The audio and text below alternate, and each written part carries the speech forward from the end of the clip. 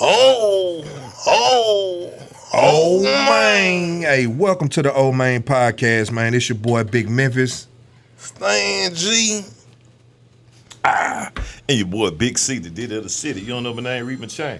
Hey, that's what I'm talking about. Man, we got a dope episode planned for y'all today. Man, we're gonna talk a little bit about Memphis history. We're gonna introduce the world to Stan G, the Big Memphis, and Big C. We're gonna talk about some guests that we want to interview on future episodes of the show and about Memphis music and a bunch of other stuff. So make sure y'all stay locked in, man. Oh man. Also, before we get started, man, I want to bring attention to our sponsor for the day, man. Alliance Hemp Company, man. They got some gummies. They got the CBD oils. They got the pre rolls, the vapes, all that stuff. I'm sitting here smoking on one of the vapes right now called Cake Lotto, man. I'm telling you, it's delicious. So make sure y'all check them out on all social media platforms. Alliance Hemp Co. And if you check out their website, that's alliancehempco.com, man. Real quick, I want to holler at Big C, man. Just want to tell you thank you for everything you've done to get me and Stan at this point, bro. It means a lot to me that we actually sitting here recording our very first episode of the Old Main Podcast. So, Oh, man. so shout out to you, bro. Shout Man, out for to sure. you, Big Big C. love, big love, my guy. All right, man. So we're going to open the show up, man. We're going to let the world get to know where we from a little bit. So we're going to talk about Memphis. Man, what can I say about our city? Well, first, Memphis was established in 1819 on the east side of the Mississippi River, southwest corner of Tennessee, bordering Arkansas and Mississippi, right? Memphis hang in the three different states, Stan. Did you know that? Three different states. I know two for sure. Yeah, Memphis hangs into Tennessee, Mississippi, and Arkansas. So I thought that was pretty interesting, man. We're the most populated city in the state with about 1.5 million people in Memphis and the surrounding suburbs. And something I found real interesting, bro. Before the city was actually a city, there was a Spanish explorer by the name of Hernando de Soto, which, the big bridge that looked like an M stand, the big Memphis Bridge. Yeah, yeah, it's named after him. It's actually called the Hernando de Soto Bridge. Man, he came to the area in about 1541 when it was pretty much all Chickasaw Indians. Every chick you meet from Memphis gonna tell you they mixed with Chickasaw, so don't believe that shit. But I'm trying to see how he get the name, like, from an M. Like, or when they were just trying to make something pretty or something back then. No. So actually, the city is named after the Egyptian city of Memphis, right? Which means place of good abode, place of good home. You know what I'm saying? And speaking of home, bro, we home to some of the best barbecue in the world. We home to the biggest Bass Pro Shop in the world. Home to FedEx, the Nugget Factory, the Memphis Tigers, the Memphis Grizzlies, and some of the best musical artists in history, man. So welcome to Memphis, bro. Oh, man. So Stan, what part of Memphis you from? Man, I'm really born in North Memphis, raised in Black Haven, and got my money out the East. You know what I'm talking about? Like, I'm in the East right now, doing something great. You know what I'm talking about?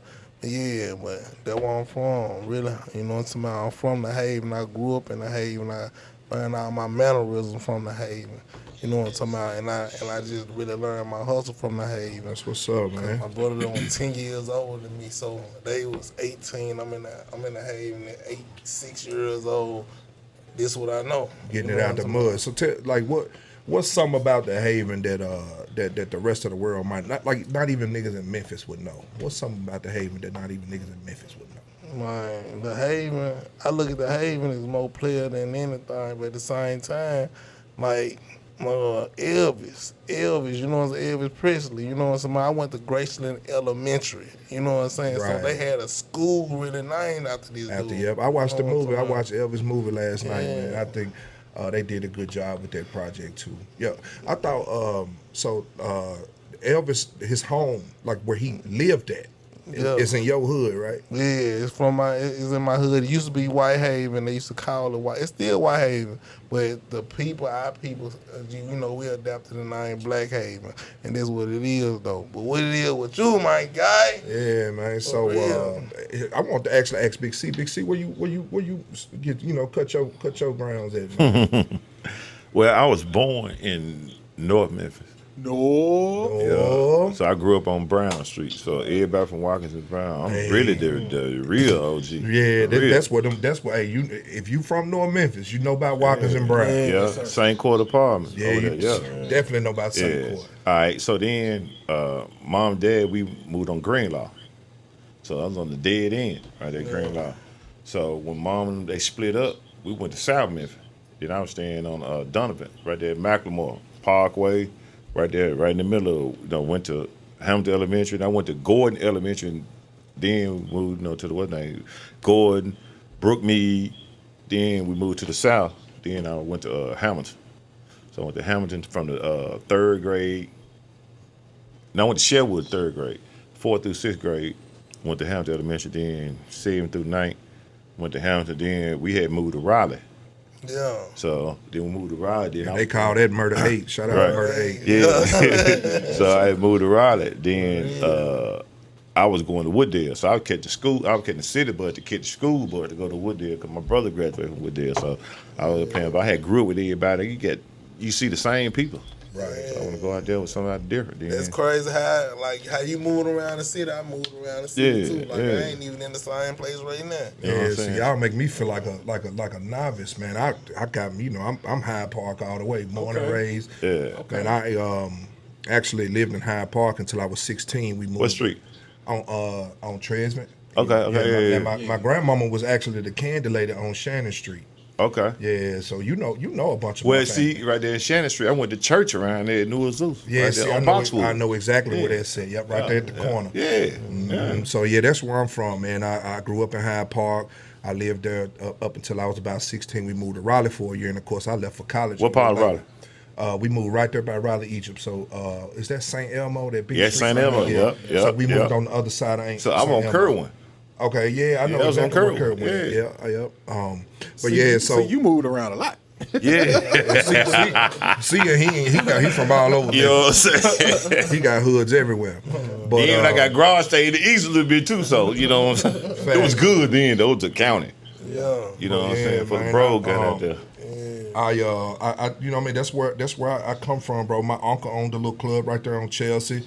So man, I just grew up in the hood. What club? I can't remember the name of the first one, but then he moved it to over there on over the crossing, and he called it On Time Club. You know my uncle Shasta. I think we mentioned him before. My uncle Shasta Okay. Yeah. So, but a little interesting story, man, come from my neighborhood that I think is important to know. I think it'll paint a good picture of where we come from. You know what I mean? It's where Big C spent part of his time. You know what I'm saying? And that's the story about the Shannon Street Massacre. So, man, in the winter of 1983, about 6 months before I was born, there were 2 police officers that patrolled the North Memphis area, right? And Officer Bobby Hester and Officer Ray Schwill, right? Now, Bobby and Ray were both veteran officers. They were on the force for a while, and they both were given the option to patrol much safer neighborhoods, but they declined and opted to continue to patrol the Hyde Park area because they like harassing and rousting young black men. In fact, the neighborhood started calling them Starsky and Hutch. I think you probably know about this story, Big C. So just like interject, like I was staying in South Memphis then. They had a police dude over there. They used to call him Cowboy. So he ain't wear regular. She wore cowboy boots. So they was like kicking, stomping for real. Mm-hmm. So anybody from the Memphis, that's from Donovan, Willett Apartment, all that over there, ain't know about Cowboy. So it's the same way in North Memphis. If you from North Memphis and you lived during that time, you know about Starsky and Hutch, right? And so they you know what I mean, they was hellraisers in the neighborhood. You know, they treated a lot of young black men in the neighborhood like crap. They harassed a lot of them, and a lot of them got fed up with it. And a man in particular by the name of Lindbergh Sanders, he definitely got real fed up with it. He had 2 young black sons himself, as well as a couple daughters, but he wanted, to teach his sons how to stand up to officers like these and other racist people in the world. So, he was a devout Christian man, and he started using Bible scriptures to illustrate that it's okay to stand up for yourself. You know what I'm saying? And he began having meetings at his house to discuss like strategy and safety routines and have Bible study sessions. And a lot of young black men in the neighborhood would attend, kind of like a mini Black Panther party. You know what I mean? And so on the day that everything went down, there was a purse snatching on the opposite side of town. I think it was actually in South Memphis where you was living at the time. And because Starsky and Hutch knew that, well, I should say Hester and Swill, because they knew that Mr. Sanders would hold these meetings at his house, they knew that it would be a young black man there to pin this purse snatching on. So they, radioed in the name. When the young man heard that his name was mixed up in a purse snatch, and he called the police station right away. It was like, man, I don't know what y'all talking about. I've been here for 3 days. I ain't nowhere near South Memphis to snatch nobody's purse. And so, he after he hung up the phone with them, shortly after, Swill and Hester showed up at the door. Mr. Sanders answered, and they pretty much demanded that he send this young man out. And Mr. Sanders told them either produce a warrant or get off my property. You know what I mean? So an argument ensued, and it got to the point where Officer Swill and Officer Hester tried to force their way into Mr. Sanders' home, right? To try to go, they tried to go physically remove this young man and put him in a patrol car without no warrant or nothing, right? So during the scuffle, Mr. Sanders was able to get a hold of Hester's .38 caliber service pistol, and he fired 2 shots. He hit Swill in the head with one, and hit Hester in the leg with the other. Now Swill didn't die, right? He got shot in the head, but he made it. He was able to make it back to his police car, and he radioed in to the rest of the force as Mr. Sanders was pulling Officer Hester in the house and tying him up. So he radioed in to the rest of the force, and he told them, they got my partner hostage. And he also told them that the family was avid hunters, that they had a bunch of shotguns and rifles and all kinds of stuff in the house, right? So MPD surrounded the house. They even brought in a SWAT team. And over the next 2 days, it was like a crazy ass standoff in the middle of winter, right? They tear gassed the house. They cut the power to the house. They did all kinds of stuff that further frustrated Mr. Sanders. And he continuously warned them, like if you keep messing with me, it's gonna be worse for your man. It's gonna be worse for Officer Hester, who they had in the house at the time tied up. So, man, for over 40 hours, you can hear this officer getting beat up. You can hear him screaming. Yeah, they did all kind of stuff to him. But listen, it's crazy you said that, because when I was growing up, I always heard the stories about the torture. I thought it was true, but it actually ain't. It what? Nope. I heard they had cut his ears off. Yeah, I heard the same thing. Cut his ears off, cut his fingers off. I heard all that stuff. Yeah. But none of that was true. Yeah, for real? None of that was true. Yeah. So basically, man, to finish the story, right? There was a sniper who was on the roof of the elementary school, which was my elementary school right across the street. China Elementary. Mm-hmm. And he was from the neighborhood, and he ended up telling some of the people in the neighborhood that the plan was for if MPD ever suspected that Hester was dead, that they were gonna go in the house and kill everybody, whoever was in the house, right? So this was over the radio before they even, they said if they kill them, we gonna go kill them. It's basically what this man told the neighborhood after the fact. So they ended up going in the house. They actually did kill everybody, because after about 40 hours of being beaten, now they did beat him to death. They beat him to death, but they didn't torture him like we heard growing up. A 40-hour beating is a torture. It is. You know what? It is. But all the stuff that we heard about cutting off the ears, cutting off his eyelids, and cutting off his fingers and all that stuff that we heard growing up, that wasn't true. Don't you know somebody that moved in that house, bro? Yeah, one of my former teammates in high school lived there. They went for homeless. Man, he told me, man, he could hear footsteps all the time. That he could hear sound like people arguing all the time. And he said that the walls, man, he said the walls would get real wet, like soaking wet. You know what I mean? Not like blood or nothing, but sweat. They sweat. Like the walls would sweat to a point where you like, what the hell? You know what I mean? So he said there's a lot of strange stuff going on in that house. Man, we wouldn't go near that house when we was growing up. I remember I had bought this house in Bartlett. I stayed there 1 year. Swear to God, bro. You hear footsteps coming up the steps. Doom, doom, doom, doom, doom. Going up the steps. I promise, and down the hall. Yeah. See that? I just sleep with a 40. Right. What you For real. You gonna pop the ghost? I'm hitting the goal. I'm hitting the goal. For real. Big C, the ghost gonna tear your ass up. All right, they gonna do it then. Hey, but the craziest part about that story though is the way that these young men was killed. So like I said, after over 40 hours of beating Officer Hester, he ends up dying. Memphis and the SWAT team go into the house and they kill everybody, right, in a raid.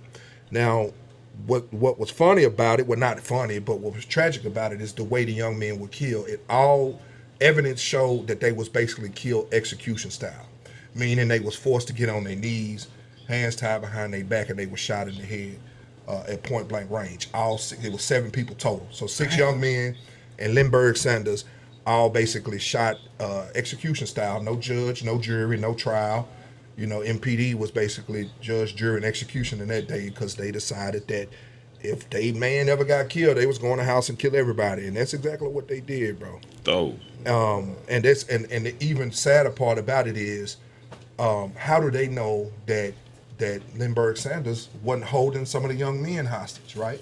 How do you know that he wasn't pointing the gun at them like you can't go nowhere? You know what I'm saying? So how do they know that Officer Hester was his only hostage? They don't.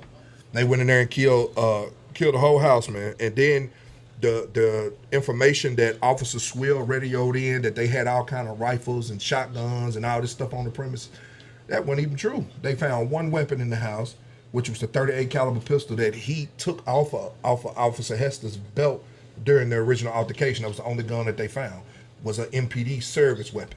That story need to be told. Yeah. They need to tell that. It's crazy. It's crazy because all the lies that we heard that Lindbergh Sanders was mentally unstable, that he was running a cult, that he was crazy, he used to talk to himself, that he tortured the man. We heard all kind of lies about this case growing up. And when I did the research on it to find out that 90% of what we thought ain't even true, man, I was like, you know what I mean? I grew up hearing this stuff. I know you did too, being from the neighborhood. Yeah, if I keep saying all this stuff that you saying ain't true.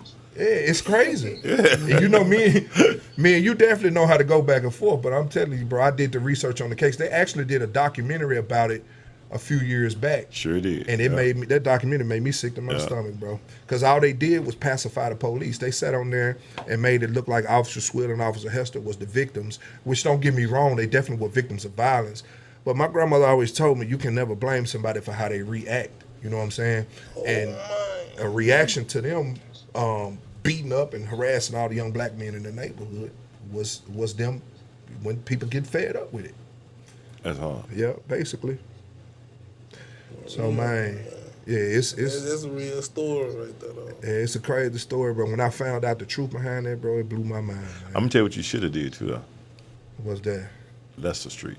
Oh yeah, dude, that was yeah. We're gonna talk about that on a future episode. Oh man, podcast. Oh man, yeah. No. Hey, that's what I'm talking about.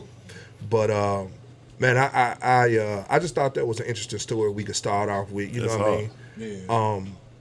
But I definitely want the world to get to know us, man. So Cool.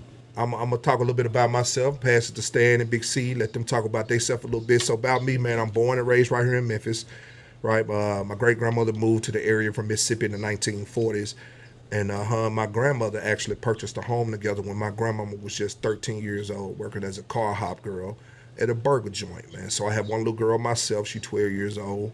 I left Memphis at age 17 to go to University of Tennessee on full football scholarship, where I majored in communications with a focus in journalism and electronic media. I was fortunate enough to get picked up by the Buffalo Bills in the 2007 NFL Draft. Played a few years in the league before getting hurt and being forced to hang up the helmet forever. You know what I mean? But ever since then, I've been working in sales and doing different type of business-to-business sales, man. So I have a natural love for orating and entertainment. So this podcast is definitely fulfilling two passions of mine, man. Shout out to Big C. Oh man. Yeah, so Stan, man, let the people know about you, bro. Man, y'all already know what's going on with me, man. I jumped in the streets early. You know, it's my brother them had a rap group named Darkside Click. Y'all probably don't know them. You know, it's back in the 90s. So, you know, when they had their rap group, I wanted to be like my brother them. So tough, I started rapping at probably the age of 6, 7 years old. You know what I'm talking about? So ever since I've been doing my thing, I constantly been growing. I end up like getting my own little studio equipment, something like this, look like a little boy like this. You know what I'm talking about? Start putting my raps together and stuff. I got a box full of tapes. Cause back then you had tapes or whatever. Them dad tapes. Yeah. Once upon a time in the hood with my niggas. You know what I'm talking about? But yeah, so I just kept moving, you know what I'm talking about? But end up, Jerry wanted my story out the blue, you know what I'm talking about? After I did a video. So, you know what I'm talking about? When Jerry wanted the story, I was like, you gonna let me rap on TV? You gonna let me rap on TV? Jerry who? Jerry Springer. Okay. Jerry, shout out to Jerry You know Springer. what I'm talking about? So, bam. When he said he gonna let me rap on TV, I was sold, you know what I'm saying? Because I wanted to be on TV anyway. Because I was like, man, I'm gonna be on TV one day. I'm gonna be on TV. And now I've been on TV 9 times. But you know what I'm saying? Besides the point, though, you know what I'm saying? Let me get on this John, rock this John. Then I had a different lifestyle, you know what I'm talking about? And I was really living that lifestyle, you know what I'm talking about? Then I did my research. I seen Don Juan. I seen Lil Duval, like people like that. They really went on TV and got they, you know what I'm saying, they first little push. You know what I'm talking about? So I was like, okay, I left Jerry and started my YouTube thing. I'm like, I just watched it, observed everything up in there. I just started doing my own YouTube thing. I'm like, man, I created a following. When I started creating a following, I'm talking about everybody started knowing old mine around the city. I left the city and went to Atlanta, told them folks, so me and DC Young Fly, we went at it back to back. You know what I'm talking about? Like, I'm the type of person, I'm going to go hard for what I believe in. If I see, I ain't starstruck. So if I see something, I'm going to go and walk up to a person and be like, man, it'll work. You know what I'm talking about? And that was the type of person I am. Hey, that's exactly how our relationship got started too, Stan. Yeah, you know what I'm talking Basically, about? just like that, bro. You came up to me like, let's work, man. You from Memphis, I'm from Memphis. And then once you learned that I, went to school to, chase my dream of being a commentator, one of the dudes on TV talking about the game. Yeah. And that I kind of knew, a little bit about orating and research and stuff like that. Yeah. Man, you've been on top of that ever since, bro. So. Man, what? So I got to drive. I'm not gonna quit. You know what I'm talking about? It was old man. Like, it's for my hustle and my pain. Cause I done been through a whole lot of situations. But at the same time, though, I just kept going. You know what I'm talking about? TV made me start doing YouTube. I ain't never knew I was gonna be a podcast person or nothing like that, cause I was so stuck in my dream. You know what I'm talking about? Yeah. Like, stuck in the rap world. You know what I'm talking about? But it showed me another way. It's still the entertainment world, and I can turn it around and shoot off at any given moment. Cause I got it. Everybody already know I got it. You know what I'm talking about? People that took my songs and all type of stuff like that. But we ain't gonna get into that though. But at the same time, you know what I'm saying? It's just been love, man. Memphis showed me a real deal grind, how to just really like do it the independent way. Yeah. You know what I'm talking about? And I just been independent since I was You gotta have a grind to come from Memphis, bro. You can't be no lazy dude. You gotta be about that, bro. You got some, cause don't get me wrong, you do got some dudes out here that ain't, ain't really moving, but dudes in Memphis that do move, they move and they ain't playing. Perfect example sitting right here to my left is Big C. Man, I'm telling you, Big C, he don't play, right? Like, he on his grind. If he knows something about it, he gonna put his best foot forward, and if he don't know somebody, he gonna go learn something about it. So I honestly, bro, ever since I met Big C and been dealing with him on the business tip, I look up to him, you know what I'm saying? And I feel like I can learn a lot from him. So Big C, man, tell the people about you and who you are. I ain't no snake ass nigga. Let's start that first. I'm gonna start with that one. Man, I always believe in, like, I grew up without everything. Never had nothing easy. Yeah. So everything I got, I had to like get it, on my own. So I've been providing for myself since I was 15. So it was 4 of us in the house and in the 2-bedroom apartment. I can't rely on mama to do everything for me. But one thing she told me then, like, you know what I'm saying, you work. We wouldn't even think about no streets and selling no dope and none of that kind of stuff. Man, we realized on some, let's, just get a job working. You know what I'm saying? So I was 15, I got a job working at the baseball stadium. Yeah. All that, man. But I graduated. I had got a 2-year degree. Playing ball, walked on with Carolina Panthers 95 and hurt. You know what I'm saying? So then my agent, I had, You got a knee injury or something? Shoulder. Yeah, I had 7 shoulder separations. Bro, I had a rotator cuff. I had rotator cuff surgery on my left shoulder. That's what put me out. Yeah, so they told me, if you get one more, you're going to have to get that. Yep. Yeah, I'm like, all right, I'm straight. Hey, so, it ain't fun. You got 2 options. Either your arm going to be up like this for 6 months, Or it's gonna be down like this Right. for 6 months. So my agent I had, he said one thing they ain't got, they ain't gonna be able to make no more. He said land. Get much land, get whatever possible. So I ended up getting into the mortgage business. So I got in the mortgage business and just learned boom, boom, boom, to end up getting my own mortgage company. You know what I'm saying? Was a broker. So at that point then, you know, I had hired my son. I had like 15 people work for me. I'm 27, 28. You know what I'm saying? So, you know, I had a 3-story condo at the time. I had, you know, a range, 2 Lexus, and, you know, I'm doing whatever I want to do. Yeah. So I'm still making more than NFL money. You know what I'm saying? So got out of there started the merchandise company because I knew the mortgage business was gonna crash. So when I got into the merchandise business, me and my partner, we were doing our little thing, and we got into the music business. That's how everybody get from the football to make it into the music business. Yeah. So end up freestyling. They had a thing called the Crossroads here. So we was in there just master peeing and sea murdering, and had the shirt on and the shoes and the pants, and got offered a deal though. Got offered a record deal. So when I looked at the term of the deal, I'm like, man, we can do this ourselves. What they trying to give me, what they trying to give us or whatever. So we went to Selecto Hits, and Selecto is what Empire is today. Right. So we went to Selecto Hits, and they gave me a distribution deal. So they gave a P&D deal. That's press and distribution. Yeah. And so they would put some money up for marketing and promotion, but like we knew we wasn't gonna go platinum or gold, but we knew we can sell. The thing I calculated, our forecast, we wanted to do like 25,000 records, but we was getting $8 a record, and no, it was. Let me take it back. It was $9 a CD, $7 a cassette. Yeah. So we knew we sold 25,000, we can crack 300,000 just on sale. That wouldn't include show, boom, boom, boom. So what happened? Another partner, man, he was doing a tour. He said, "Man, I need you to come on this tour with me." He put a tour together. So we went on this tour. It was the Bow Wow Live tour. Then that's when I learned the business. I was around Jermaine Dupri daddy, and I saw them people coming in with. It was a room that we go in and count money, and I was getting money from the wheel call. Wheel call when you come up, people buy tickets at the spot, right there on the spot. Come in, and he had another sack. I said, "Man, where you get that money from?" On cassette stand, he didn't get it from them. So I'm like, "Where you get that from?"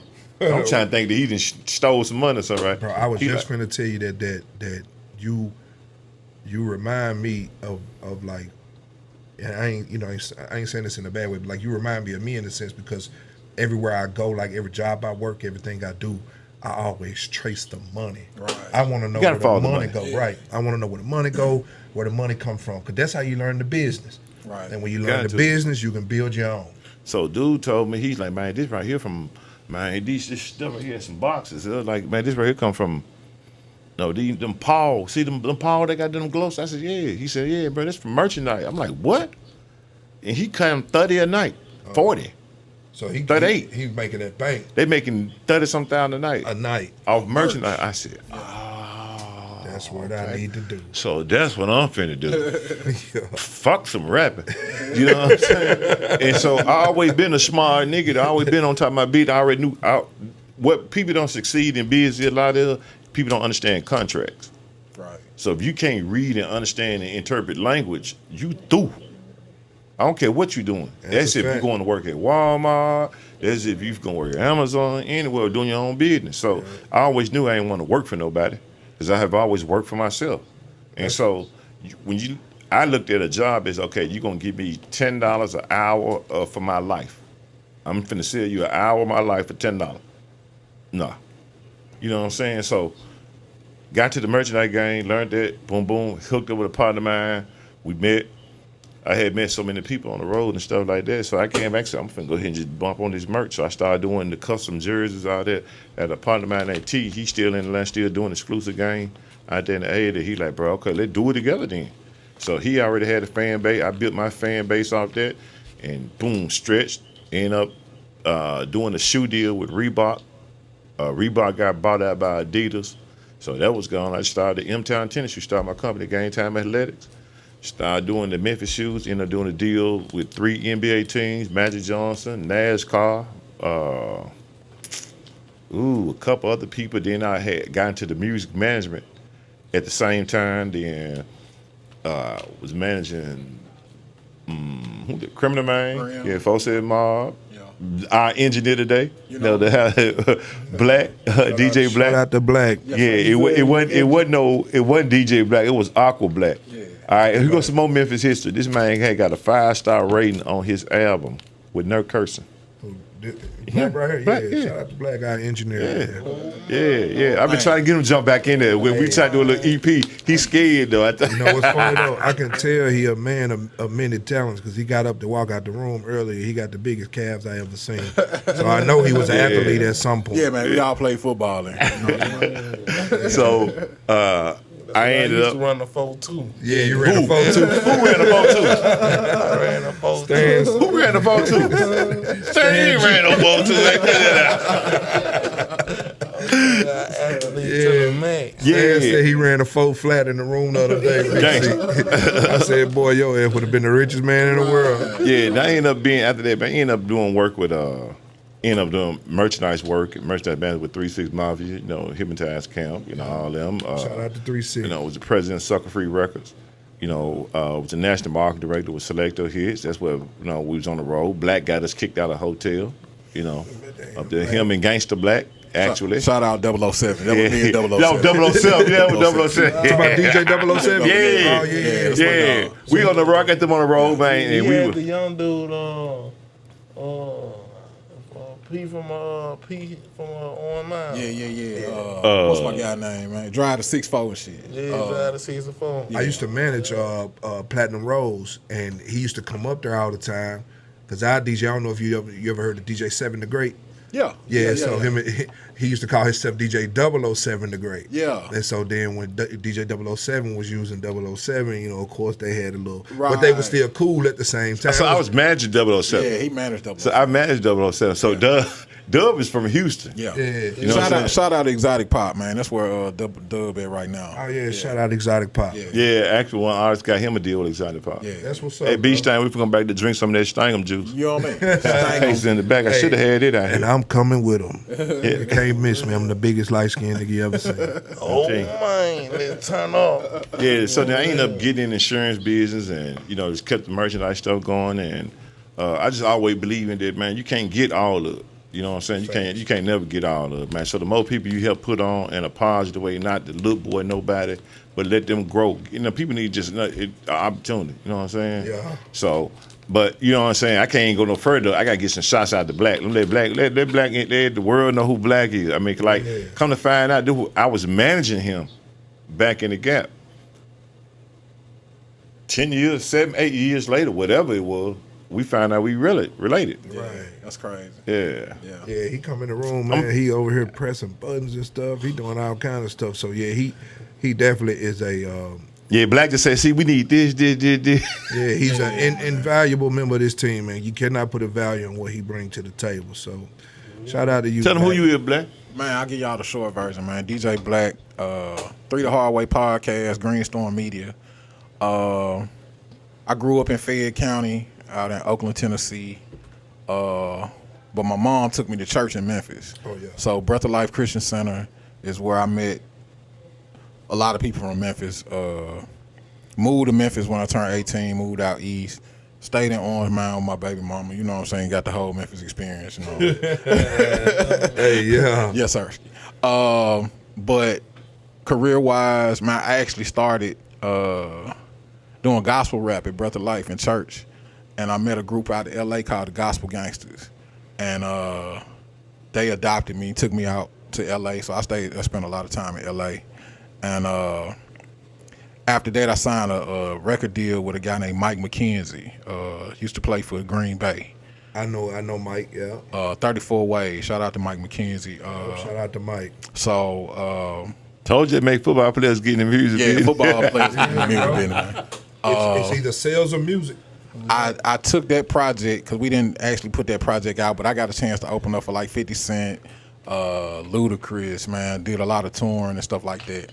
So tell us what that was like, man. Like, It was crazy. Like I said, coming from a small town and then being in Memphis and stuff like that, to jumping on jets and you know, opening up. And then this was at the height of 50 Cent. Like this is Get Rich or Die Trying. Yeah, 50. this goat. Yeah, Goat. yeah. Goat like, shorty. Like this is the biggest crowds I ever seen in my life. Like 15,000 people in the stadium and shit like that. And I was like, Bro. so I'm kind of like C and you. Like when I see stuff, I'm trying to figure out who getting the money. Yeah. So the DJs always got paid, and the video people always got paid, and the people who did the audio always got paid. The and rapper, the last, that's the worst necessary. job you want to be the rapper. Yeah, the rapper is the He last one to get the check. paid. You know what I'm talking about? So, man, we put together Greenstorm Media, Greenstorm Film Group, which is my parent company for my film company and stuff like that. And because people used to be like, man, we're gonna charge you $1,500, $3,000 to shoot a video. Nigga, for $1,500, I could buy me a computer and a camera my damn self and shoot my own shit. You know what I'm saying? So, man, we just started putting different businesses together. But at Selecto Hits is where I met Big C. And we hit it off immediately. Like, I took my project there and they loved it because they was like, man, you hard, but you ain't cussing. Well, I just came out of gospel rap group. I ain't really cussing, but I was on some street shit because all my niggas was like heavy. And I'm talking about heavy. Facts. So, like, I could walk down the street and get a brick. I ain't got to get on the phone about it. You know what I'm saying? We gonna have a little conversation out there. I promise, You the man. transition coming from where you were from to Memphis. It really wasn't. I got a lot of wisdom because I was around old heads in the county. So when I came to Memphis, I saw a lot of young niggas that was like, they was moving, but they ain't really had no wisdom. So it was like, my people used to be like, watch them niggas. You know what I'm saying? Mm-hmm. So it's like, it's certain people that I would be like, oh, okay, I see they on some snake shit off the muscle. So I knew not to fuck with certain people. But like when I met C, it was like something different. I was like, he a Memphis nigga. I know he a North. He took me to the barbershop in North Memphis, nigga. Like, Yeah, he is a Memphis nigga. Yeah. Like, what's the little restaurant off of Watkins? Melnick's. We used to go to Yeah. Memphis and eat and shit like that. You know what I'm saying? I'd be like, man, bruh, different because like, he ain't on no snake shit. Yeah, see, that's why it's important to work with people you can trust, bro. Yeah. Like one of the when me and Stan first met, you know what I mean, you could tell that we had this trust for each other off the rip. And then when I met Big C, you know what I mean, just doing business with him so far, I mean, bro, just A1. I definitely got a ton of trust for him. And the fact that he trusts you, I got trust for you, you know what I mean? So that's how good his word is with me. That's what's up, bro. You know what I mean? I mean, 'cause like on the real, like, Black could leave me and I could leave Black a half of M. Yeah. It gonna be there It's to gonna the be dime. fine. I come I back know. 2-3 years later, it gonna be there. I might have to take $5. You know what I'm saying? I went to Look at your McDonald's. holding fee. I went to McDonald's, bro. You know what I'm saying? I went to Burger King. I took $10. You know what I'm saying? But hold on. All right. Also, so like they said, behind every man is a good woman, right? So this is not quote unquote my woman. But I'm gonna say this right here though. Like, she's responsible for the decor of the office. Right. She is like, this is a female version of me. Yeah. This Miss Walker. So she taking anything administrative, all that kind of. I mean, like, she a dog. Like she get it. Shout out to 9 out of Miss 10 of these dudes, promise you, ain't got what she got. She got that, you know, that it factor. Yeah. So I'm gonna let her. She gonna give him some V. Yeah. I never seen her not smiling either, bro. Right, she gonna smile. Yeah. Every time I see her, she smiles. She told me I look like Fat Joe earlier. I feel like I'm in the room with a celebrity. But you know what? We all getting ready for the little red carpet. This is the stage. Right. But I am Valencia D. Walker. Huh. I am a Memphis native, born and raised North Memphis as well. So What part of North Memphis, Miss Walker? I was born and raised in Douglas. Man, I got Yeah, ran me out of too. Douglas That's when I was right. like 11. I went to the swimming pool and dove in the pool, and a nigga dove on top of me. Right? Really? So I jump out the pool like, what the hell wrong with you? So we go outside to square up. I look behind me, and all of Douglas Probably 15 is people. headed, not more than that. They chased me all the way down Chelsea to the railroad track. What? Oh my God. You got ran up But out yeah. there. And then from Douglas, I went to New Chicago. Do you know about New Chicago? Hit all the hot spots. I'm telling you. Right. My babysitter used to live over there on Breedlove. Yeah. Okay. I Shout was out on Miss Annie. Bree Love and Firestone. Oh yeah. I know exactly where that's at. Oh, Man. Yep. So I'm Miss HOCS. I'm like he said, the female version of him. So I'm just riding around and getting it. That's all. and she gonna get it Riding around too. and I'm getting it. I mean, something I was telling her about. Okay, look, we're gonna go ahead and break the warehouse down to go ahead and get the parts. Bam, bam, bam, bam, bam. Next day, she FaceTimed me from Home Depot. So she went and straight up went and picked paint. Boom, when they go boom, boom, boom, boom. Bro. You know what I'm saying? So like, I ain't gotta. You know, when you got somebody like this that, about to right. be in it, you ain't got to really wait on them. You know what I'm saying? It go mode. Self-starter, Then bro. she got her own bag. So I mean, I ain't in her. She ain't in. I mean, so. You know, she earned the title boss. Like, she's like, out of everything, she earned my respect, though, for being like a person that's really about their business. And if you look at any record company, any of the people, whatever, the person that always with the winner, it's a woman. Yeah. So hey, real talk, man. Thank you from me and Stan to you for everything that you've done to help us get to this point. Much love, much love. So thank you for going to Home Depot and everything else you did. I love helping my people. It's all about community development and encouraging and pushing one another to be your best self. Like, if don't nobody else push you, I'm going to push you. I'm going to see something in you and I'm going to say, hey, you need to do this. You need to do this. I think this is a good idea.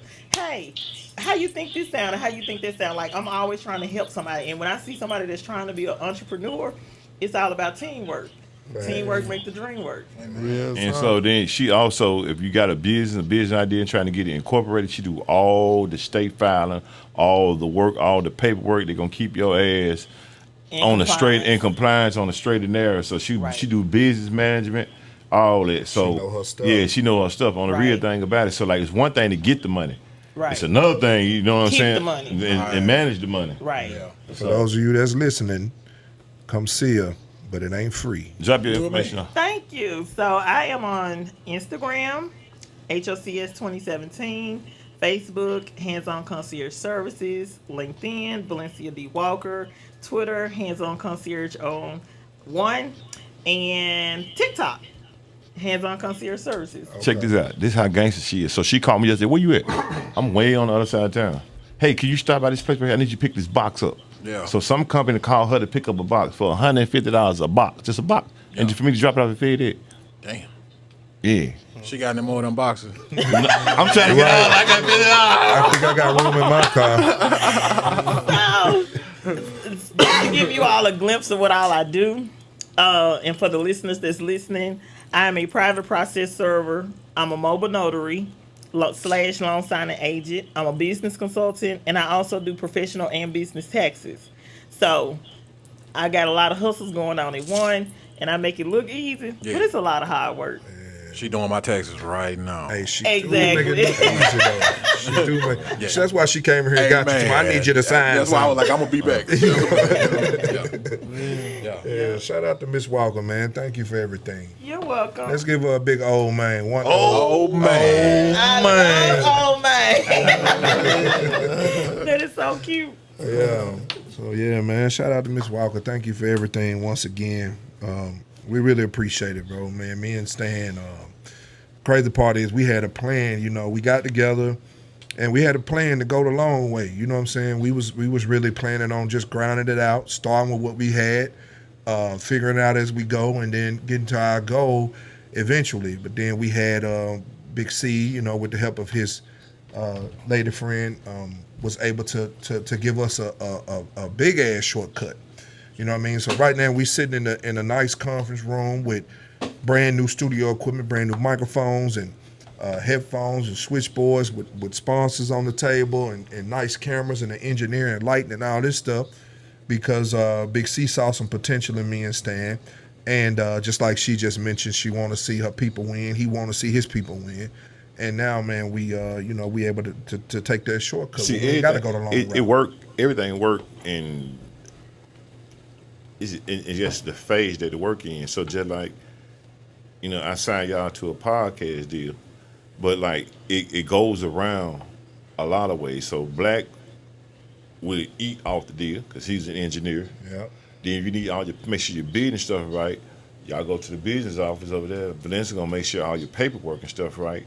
You know, and me, the market, the promotion, the corporate sponsors, things like that I already have, that I already doing business with, it make their product bring them more to light and everything like that. So, you know, as far as the management, we still doing that part. You know, we starting the podcast like this. Is something that ain't nobody in Memphis doing. The podcast game That came is from Black. Is the music game reinvented. Yeah. Like the music game so fucked up right now that the podcast game is the new way to go. You know what I'm saying? So man, podcast artist is the move.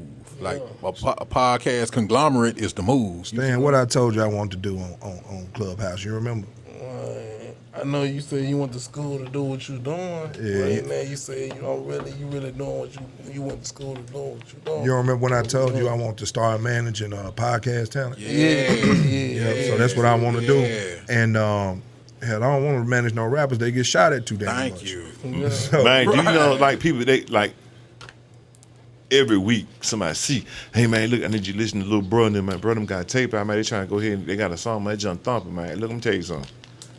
I don't want to mess with Lil Bro and them. I'm gonna tell you about Lil Bro and them. Lil Bro and them on that bullshit. You did it with more dudes, bro. See, they got it twisted that, okay, bro, man, I gotta stay hard. I gotta stay there. I don't want to go everywhere and tote pistols everywhere I go. Right. You know what I'm saying? I don't want to do that, but I want to go my 2,000 square foot penthouse overlooking the river, man, and chill out on some gold shit. Hell, I want to go over there too. You know what I'm saying? I'm on that tip, bro. So like when you dealing with the podcast, like Black, like man, shit, man, we just gonna do the podcast. I'm telling you, man, let's go, because I'm doing mine, which is the rookie and the vet. Right. But I put y'all out before I even did my own.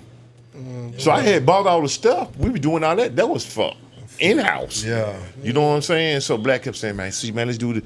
Let's do it. I said, all right, bet. All right, so cool. Then we just started, boom, boom, boom, piecing everything together. So then she wanted to do Selfish Studios. Right. So it's going to be the same set of me, people coming in to rent the space, do video shoot. At the same time, I'm still in the real estate business. Right. Because I rent the space. Yeah. You see what I'm saying? Right. You see what I'm saying? So this building is just not the headquarters for headquarters in my insurance company. And for her company also, it's a real estate space where a person can come in and shoot a mini movie, a video, a podcast show, photo shoots, Right. you know, selfie parties, all that. Yeah. You got to do something out of all this damn space. Yeah. So, in Black, Valencia, visionary. Y'all visionary. If a person ain't a visionary, I can't be around you because you ain't know where you going to go tomorrow. Facts. I think you got it set up perfect in here too, bro. You got it looking nice in here, man. You know what I mean? I could tell you ain't spared no expense. You know what I mean? You look like you recently renovated. You got nice office furniture. I'm extremely excited when we move into the actual podcast studio, because right now we're in the conference room. Like Because the flow with. Right, yeah, that's the only reason. By the way, Paint dripping, you know. and not to mention, 2 weeks ago it was break room. Right. You know what I mean? So this is something that Big C made happen in the last 2 weeks. And Miss Walker. Yeah, and Miss Walker. Don't can't forget her, man. But see, a situation like this was Dolph needed. That's how I feel. Like moving around in places like this, it's gonna be low key. You know what I'm talking about? Like, Right. You got to, because you gotta always, man, be on security. You always gotta have everything, you know what I'm saying, in place like it need to be. Like if you look around down there in every room, it's a camera at your head. yeah. You know what I'm saying? It's filming here and off site. Yeah. You know what I'm saying? So like, you know, I'm from the street and I'm with it, but like I don't want to be with it all the time. Right. You know what I'm saying? That's You know, okay. No business if you with it. yeah, all the you, time, you know? yeah, you know what I'm saying. Then like I have always been the dude that like when street nigga needed help, I always was a dude that was accessible. Yeah. You see what I'm saying? See, everybody ain't like that. You get a lot of dudes that's in the street, and Black will tell you, like he was with some folks that when he was rapping, right, they had a bag. No. Let me take it back. Bags. They had multiple bags. Yeah, you can Google these cases. 10 bricks on the highway every couple days. Yeah. in Nashville. You I'm know what talking saying? about like When they catch crazy the guy, shit. They caught the guy with 22 M's. Yeah. That kind of money. You see what I'm saying? And they say, okay, bro, what we need to do for brother here? Boom, boom, boom, boom. They're gonna bring 20, 30. Yeah. Easy. And you know what I'm saying? But they was behind, they was straight up with it. If So they you know what I'm caught saying? him with 22 M's, imagine how much he had. Imagine how much that he spent. Right. Yeah. That's what I'm saying. But you know what I'm saying? But that's just a way that like now they have people as far as like Memphis people with music, everybody ain't coming in the game with that kind of money. Right. Yeah. That's a fact. That. You see what I'm saying? They You feel the move Finesse 2 Times was a great move? Yes and no. Yes and no. Yes and no. Yes, for the fact that like they was there with him when he needed it. But shouts out to Jay now though. They knew bro had something.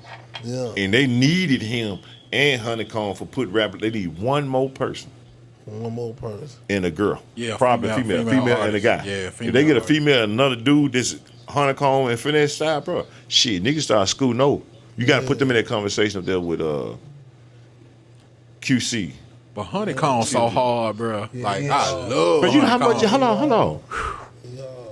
Cannot. When I first heard Finesse the first time, Finesse, man. I'm literally. I drove to East Memphis. I had 2 pistols on. I'm finna go find this nigga. Going like- in has not stopped playing. It ain't stopped playing, Since it bro. came I can't. out, Hold on. bro. When Real I talk. first heard, they said, "Man, you got to hear this nigga." I Yeah. can't. I put 40 in my car, Yeah. not the caliber, but cash. Bro, I don't. We You want finna to go sign sign up. him? Yeah. So, hey, let me ask you this. I heard you say you love Honeycomb. Yeah. You think she harder than Juicy Fruit? He Honeycomb brazen. Honeycomb brazen. He locked up right now. Oh, okay. Alabama. Okay, Yeah, damn, I yeah. thought you were talking about, okay, because No, you no. said a female artist. No. No, I said that's I'm what saying rapper that's like what need. rapper like Okay. need. They need I think another. I thought you were talking about a And female. we'll be Honeycomb talking about brazen? another- Okay, We'll bet. be Yeah. talking about another story. We say is Honeycomb harder than Finesse 2 Times. I don't, man. Okay, so Talking about I'm another story. going for this, though. Honeycomb just ain't made the song yet. And I love Finesse. And I'm a DJ. You know what I'm saying? So, like, Finesse going straight in is a Memphis classic. And it ain't stopped playing since he put it out. That is. But a Memphis- Honeycomb could come off the top of the head, bruh, and just the dude is phenomenal. So I think by both of them being at the same label with Jay Prince, I think Jay Prince will protect them. I think, Yeah. like what you was asking, I think it was a smart move for Finesse because Jay Prince know They know how to protect. handle him. Yeah, they Yeah, know how, they know how to handle him. artists. Like if Finesse had, let's say he go back to Gotti or go to a Bread Gang or something like that. I don't think they protect their artists like that. You know what I'm As soon saying? as he got out, Jay Prince had him out of the city. See, he had signed with. He committed to them folks. Gone. He committed to them folks a year plus ago. Yeah. See what I'm saying? And so, but when he was on his knuckles, they were there with us. With it, you know what I'm saying? With it, but make sure make sure folks them straight, his mama them straight. So when you in that thing, you worry about your mama. Right. You worry about how I'm gonna eat, how I'm gonna make some money, or whatever. Somebody come through with you. But I gotta pay that forward. I gotta go ahead and hit you back with that. You know what I'm saying? But the reason why it'd have been a slow route, but it'd been a for sure route if he'd did his own thing on his own. But he needed a couple people around him that was not just street people that knew business. Right, exactly. Then that way he could have did a PRE with it. Yeah. With Finesse, and he could have did that. You see what I'm saying? But you know, Have you heard his new song? Y'all heard his new song, Get Even? woo, It even hard. Hey. He come out the gate. he come out the gate with swinging. one, You know what with I'm talking one. I actually want us to do a live reaction to it right now. Run it. Shout out, If run y'all it. don't mind, so y'all want Yeah, 30 seconds, we'll cut it off. yeah, we're gonna talk about some of these badass lyrics he got in here, man. Let's go. For real. That boy living like my old life. That boy spitting it. Yeah. I can't Yeah, knock finesse. him. Yeah, finesse hard. Hard. You know what I mean? Yeah. All right, we ready?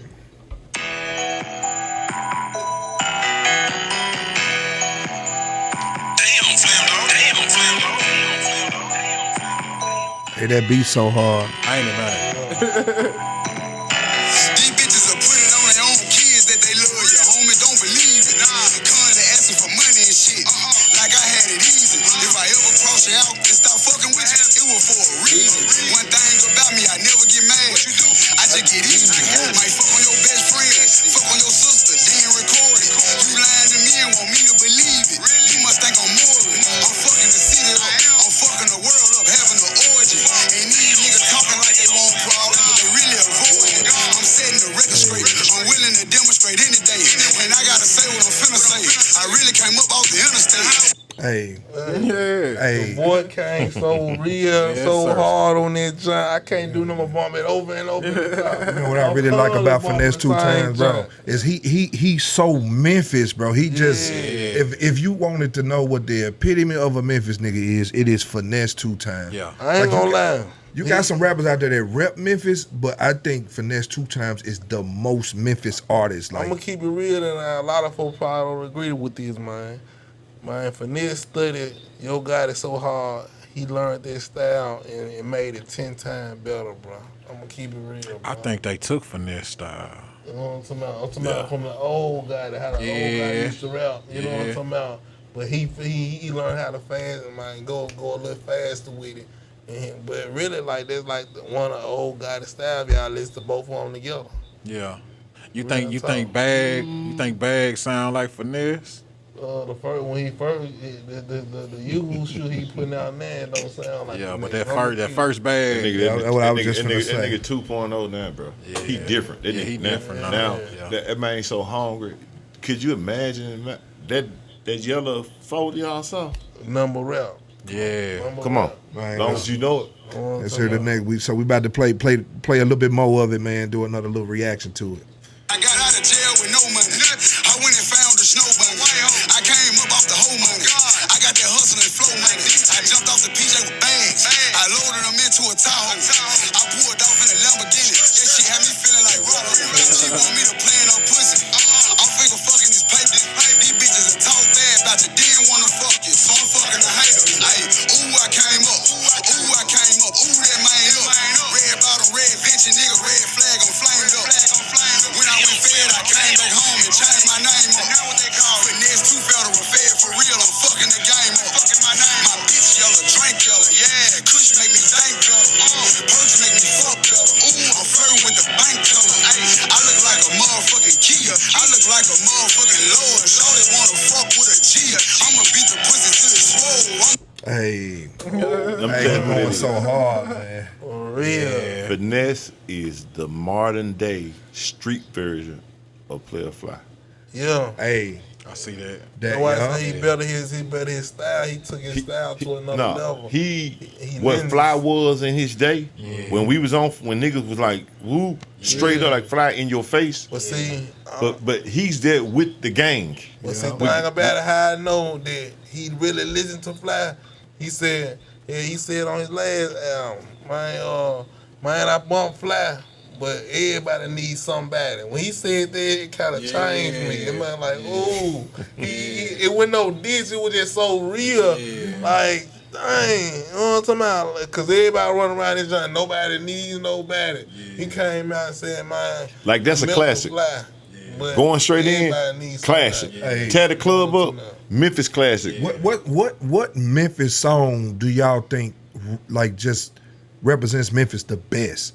Like, this is, if we could pick a Memphis national anthem, what would it be? You got a bunch of good candidates out there. But for me, I gotta say Nobody Needs Nobody, bro. That's But you got, like he said, you got Tear the Club Up, you got Going straight in. yep, you got gotta count That's that. what's up, Yo Like Gotti. corn The on the intro. cob. That's what's up, Yo Gotti. Yep, that's what's up. Yeah. Yeah. It's been a long time coming. Yep, A lot of dope yeah. understand. Out of all them I songs, fuck your I bitch. picked that Fly song. You know what I'm Yeah, saying? I just think that's that's how we was thinking at that time. He made the world really think nobody needs nobody. Yeah. You know what I'm talking about? Yeah. And that's just how people still live. Like, man, me and my nigga now. We gonna get it in. Like now they saying me and the gang. You know what I'm saying? There's nobody need nobody. Long me and my gang, me and my guys. That's the same thing. Yeah. But what they did, they just changed the word. Maybe You this Finesse sitting there 2 times to be the new national anthem, man. You never know. It's about time for a new one. I want to see them win. I'm gonna finish this song on out, man, so we can hear the rest of it. Maybe this will be the new one. Let's go. I know that for sure. Oh man, podcast. Y'all know we live up in here. Yeah. Pussy like I'm drunk. 9 grams crammed in a blunt. Pull up to the show with the pump. Fuck the back, I'm going to the front. Get the back in, do the show. Find me a freak, then I bounce. Fuck the bitch until she go to sleep. Wake her up and put the bitch out. Get out. Go that way. You know what I'm saying? It's a whole lot of moms over the world, right? But I'm talking about mom time, nigga. H-Town over here.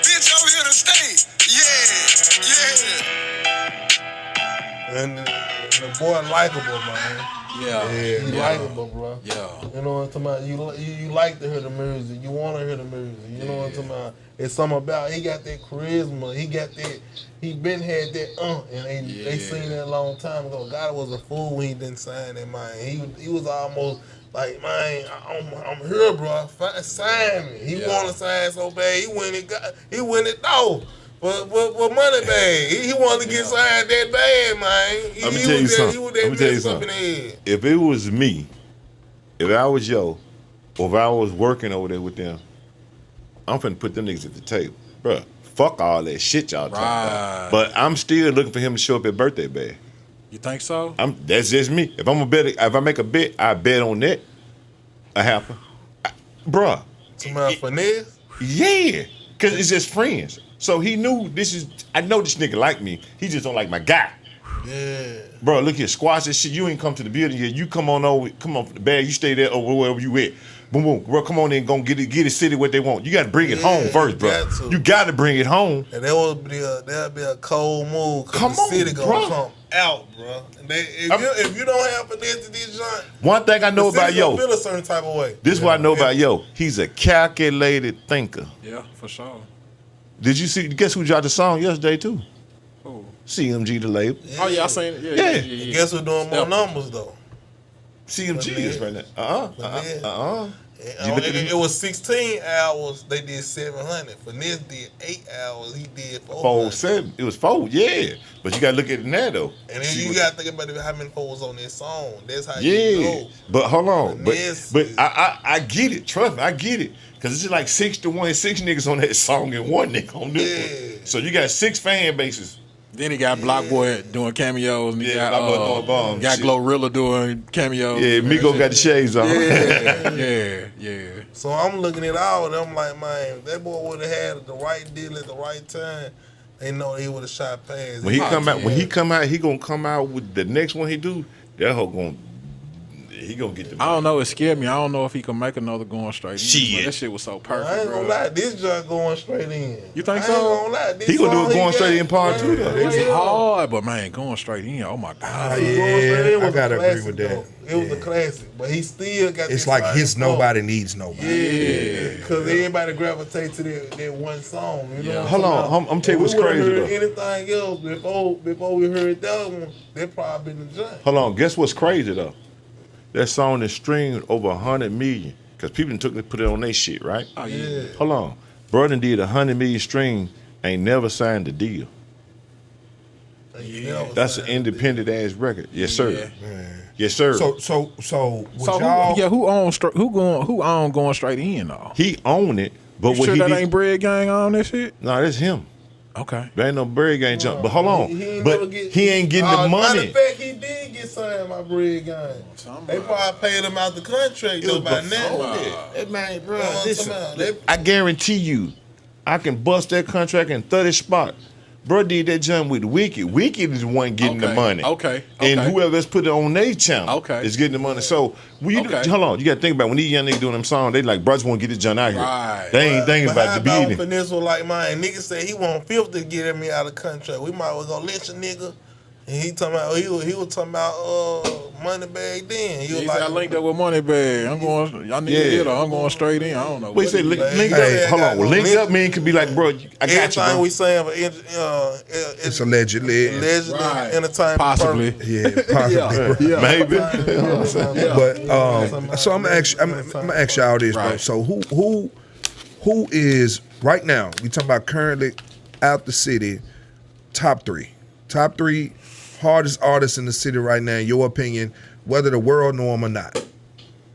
Top three. Finesse. We Finesse talk about right the now. nigga Is this in already. order now? Is this in order? Nah, ain't no order. All right, Finesse. okay. Bag. Dog. Yeah. You know, rest in peace to Dog. Yeah, Rest in peace. to You dog. still can feel him though. Yeah. You still can feel him. It's just unfortunate, like, you know what I mean? They might drop some more, some more of his music that he had. You know he got some albums. Yeah, no, he do, but it's just unfortunate that he's done making music. You know what I'm saying? Because I feel like Ho. Can I go folk? What's your fault? Big folk. Big folk. Big folk. Yeah, hard. big folk. So hard. if you take one name out the, But I ain't gonna lie. That's why I say you put big folk on. come on, bro. My nigga, I'm telling you with something. finesse. Yeah, That's my guy. That's when we Big gonna folk, know man, when I'm telling big y'all folk something. gonna go. Man. How he gonna go? Him, What's your hold three, on, Stan? hold- What's your hold- three? Oh, I got another guy too. You gonna do 5? I got to. Big C. Eddie Valero. Who is it? Who? Eddie Valero? I ain't just on Eddie. What? Oh, I ain't gonna lie. show over with. I ain't gonna lie. Player fly. My This three currently artists. now. This is current artist in Memphis right now. Current artist. These people changed my life, so it's still current to me. You know what I'm talking about? We gonna do that list too. So we got enough. I got plans. We gonna get to that part. Yeah. But I just wanna get a feel because we actually talking about current artists. Who is your? That's my nigga. You know what I I'm mean, talking about? Fly still making Fly my music, nigga. so he I guess he can be sitting. He just made that That's all your Fly white, story. all night. He just did that joint. You know what I'm saying? Appreciate that. Yeah. Yeah. Can I give you? Yeah. Can I get into your fly I'm gonna story? tell you three people who I just love just because I love their style and they trying the rap game. Let me tell you a fly story. Player Fly. Uh-huh. These your 3. Yeah, these my 3, and they gonna forever be my 3. I ain't gonna lie to you. So Fly. Who else? Fly. Player Fly, Project Pat, and Finesse 2 Time, bro. Cause it's something about their music that make me move a certain type of way. I can see how based on your style how you inspired by all 3 of them. Yeah. I can see that for sure, especially Project Pat and Fly. I can hear Fly and you, and I can hear Project Pat. So he go Fly story, right? So me and Fly, his father-in-law at the time, cool. We real cool.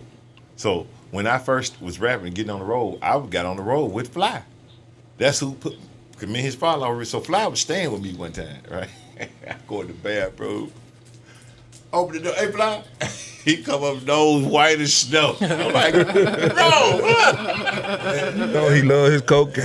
You gotta have it. You gotta have that. You gotta have that. You He the only person He in gonna Memphis- admit it too. He the only person. And that's why I like his style so much, cause he admit the person he is. Yeah, he the I only don't person like in to the learn music a game nigga. that called me by my name. Y'all heard the remix to the Michael Jackson song? Nah. And Lil Ricky. And Lil Ricky. Ibn Young, that's his Yeah, name. Ibn yeah. Young. Yeah, y'all That's heard why y'all heard I this mean, he remix? ain't came from. I know all this. You Y'all know? heard that I'm gonna smoke cocaine Cocaine. for the rest of my life. Hey, that's why I said that boy gone crazy. He do his own thing. I like anybody who they sell. Yeah. You know what I'm saying? You ain't He gotta ain't perfect. find out about it, then you ain't gotta people What's your around the 3, corner. Black? My 3 right now. I'm gonna go Big Boogie. Hey, I was hoping that nobody say Boogie because he on my list. I'm a DJ, so I'm talking about when I press the button, who gonna turn the club up? Yeah. He on my list. Boogie definitely on my list. Big Boogie. I gotta go Bag and Finesse, bro. Like, Okay. well, I mean, of course, I'm gonna give an honorable mention to Dolph. You know what I'm saying? But yeah, them 3. You know what I'm saying? I got a one more honorable mention. My homeboy B Stain B. He's a new artist, but he probably the hardest working artist out the city right Yeah, now. shout out to I'm Big. gonna keep it That's all the way all that real matters. though. Yeah, shout Dog out to had to him. grow on me. He had to grow on me. At first, I ain't like his style. You like, like- Preach, No, bro? I did. Preach turned it was around. all I business like big. Dog from the first time I heard. Man, When I heard Bless, that's when I really started like, okay, a Bless. Hit the K, carry around. so you ain't like A+, you ain't like Flavors, A+, bro? they was straight, but when A+ I heard was certain songs move me. Yeah. And when he made that Bless, Yeah. that John 2 Chainz, it made me feel a So- certain type of way. When Dolph told me, okay, bro, yeah, I had called. I was out of town, Yeah. and so somebody said, bro, can you get that Dolph nigga down here? And it was in Jacksonville. I said, yeah, I can probably get that nigga, yeah. And I called him. And man said, nah, bro. I said, huh? I said, bro, you ain't even been to Florida. Yeah. I said, I got 3 shows lined up for you, bro, for $5,000 a piece. Nah, bro, for real shit, they can keep that shit. I said, huh? Yeah. I said, Yeah. what kind of nigga is you? He said, bro, let me tell you straight up, bro. Look, I heard about it, bro. I'm gonna fuck with you, man. This, that, third, man. He said, but for free, I want $7,500 my first show. Then he said, bro, I got 325 to see what this shit gonna do. I said, huh? Yeah. 325,000 to see what this shit gonna do. You ain't gonna get that kind of budget on the label right all. now. That And he had that for himself. He had that for himself to put in. And that was just for the music shit. that was just the music shit. See, this why, bro. This why I tell people, man, if you ain't willing to invest in yourself, Right. or if you ain't willing to go broke over your own dream, then why should I? Right. I ain't. Right. If you And the reason, since you said that, the reason why the Old Man podcast going on now here at the headquarters, cause I saw Stan sit there and that motherfucker throw snowballs at him and mud ball forever. He took that shit. He kept going. So I'm like, okay, motherfucker gonna quit or do something. I'm like, this motherfucker is littered. Shit. So a lot of time I get in just to see what's gonna go and what the story gonna be, and brush this down. Oh man, stuff. Big C, Oh man. I would never let him quit. I would never let him quit. And so I'm like, okay, this nigga gonna take all. Okay. So then I'm like, okay, bro, man. Then I start hearing shit lay down the line, this, that. I'm like, man, nah, man, we from Memphis, nigga. I'm the Diddy of the city. I earned that. Big C You know what I'm said, these saying? niggas playing bingo. These niggas playing bingo and everything to earn, bro. They hustling that. I'm like, okay, they get some clubhouse trapping. Yeah. So then when the niggas started, I'm like, okay, bro, I got much. I just don't flaunt it and talk about it and get on all that lot, but I got just much juice and I got more brain than any man. You know what I'm saying? You put any nigga beside me on some shit, on some business, bro, I'm gonna kill him. Yeah. I welcome it. Yeah. You know what I'm saying? Just like I told everybody, I said, I got a new artist, Big Four. I said, bro, I got 10 bands to any nigga that listening, bro, that won't put them head up with them. Nobody even call. Right. And Hey, speaking of, I'm gonna give y'all my 3 artists too. Yeah, what's your 3 artists, bro? So my 3 is I gotta go Finesse, Yeah. of course Big Boogie. So. I don't fuck with Boogie. And in my opinion, man, we talking about hard in the style that I like. Yeah. Action pack. Yeah. AP. AP hard. AP Looking for hard. the female. Yeah. They more for the Action female. pack. AP. Straight up. Yeah. AP AP hard. Go listen to Big Folk. I like Big Folk. I like Big Big Folk Folk. hard. I like big. I like that Big type Folk. of style I like is Big Folk style. Yeah. See That's me, why I'm wanna telling you see them something. I like together. that street. I like street music that you can that's bumping, not just a whole bunch of. If you talking about shooting, it's not the whole song. I mean, how much slide can you do? Let me You know hear what I'm some saying? shit that you done made up that made me think a little bit. That's why I like Boogie and AP is because I feel like both of them can switch it up. My favorite See, rapper Boogie is gonna Kevin make a Gates. nigga. Boogie gonna make a nigga, groove and woo woo woo. Yeah, But and like, then he get that he get you, feeling like you about to whoop somebody. but Finesse bring that feeling. You remember when Trap It Down came out? Yeah. Niggas that wasn't selling dope started selling dope. Finesse make you feel rich. Finesse, dog. Finesse That- make you want to get I ain't gonna active. lie, he can make you want to go get some money. Money, yeah, He that's make what he wanna make you go do, break yeah. some. He was like, yeah, I just got off the road with it in. Yeah, like, Can it you make- imagine it what make he me- had, what he got the penitentiary doing right now?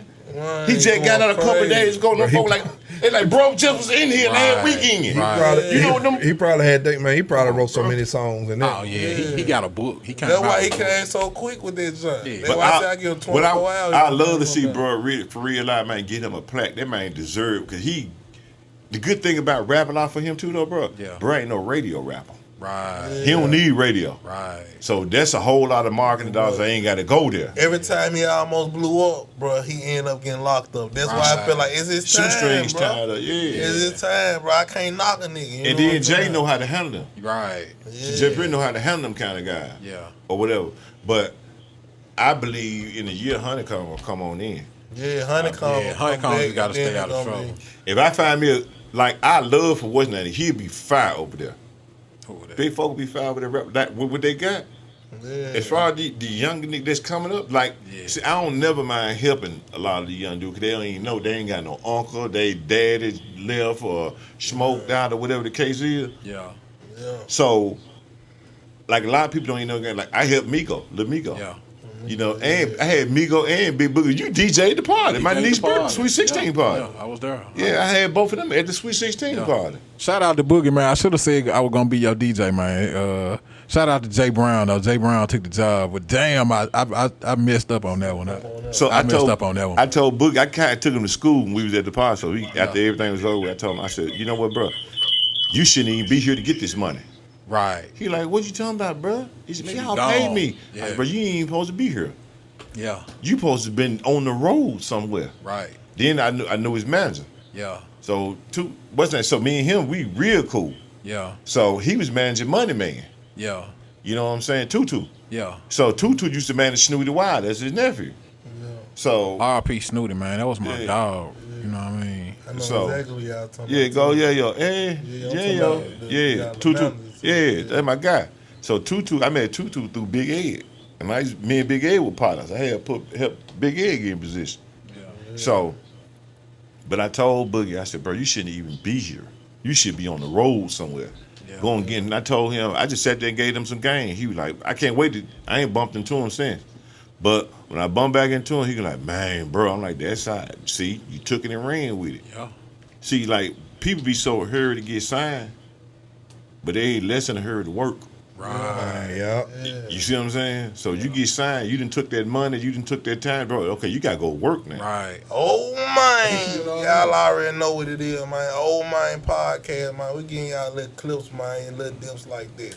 Y'all already know what's going on, man. Make sure y'all tune in, man. Every week we gonna have an episode for y'all, man. Make sure y'all lock in with me. Oh man. Yeah. Hey, so I Shout out wanted to to the ask y'all sponsor, this, too, bro. man. Yeah, shout out to that sponsor for You sure. smoke, you high over there? Man, this shit got me feeling so good right now, Big C. I ain't even gonna lie to you. I've been Shout out puffing to- the shit out of it, and after about the third puff, I was already there. Yeah, I mean, But so it don't make you feel like, you mellow. yeah, it's like exactly real mellow. I don't feel like high. I feel comfortable, Yeah, relaxed. calm. Yeah, Yep. very calm. That's It's- Alliance Hemp Co. Shouts out Yeah. Derek, the man. He's the CEO. This is the only job he ever had. Was weed. Hey, he does a damn good job of it. He told me he blackmailed his daddy. He had found some flowers in the backyard and told him, you don't give me a couple plant, I'm telling mama. And that's how he got in the It's game. been booming. He been booming since. So now we on this. He's doing CBD and hemp. So it's my job to make sure that the hip hop community Alliance Hemp Co. gonna be what cookies is. So I'm scared to eat one of these gummies. I Do want not to try. eat that motherfucker here. Can your ass home? No. You gonna go home and eat that? Do not eat that here. You can go to my. I was at Big C. No, you what? No. Oh, there's some whistle I ain't gum. Yeah, the CBD gummies. Yeah, they 50 minutes. You take 2 at one time. You gonna be laying wherever you at, drooling. You be on your ass. On your ass. You gonna be on your ass. Yeah. Hey, I Straight up. definitely want to try. You take it today. You might make it to church Sunday. And it's Friday. Yeah.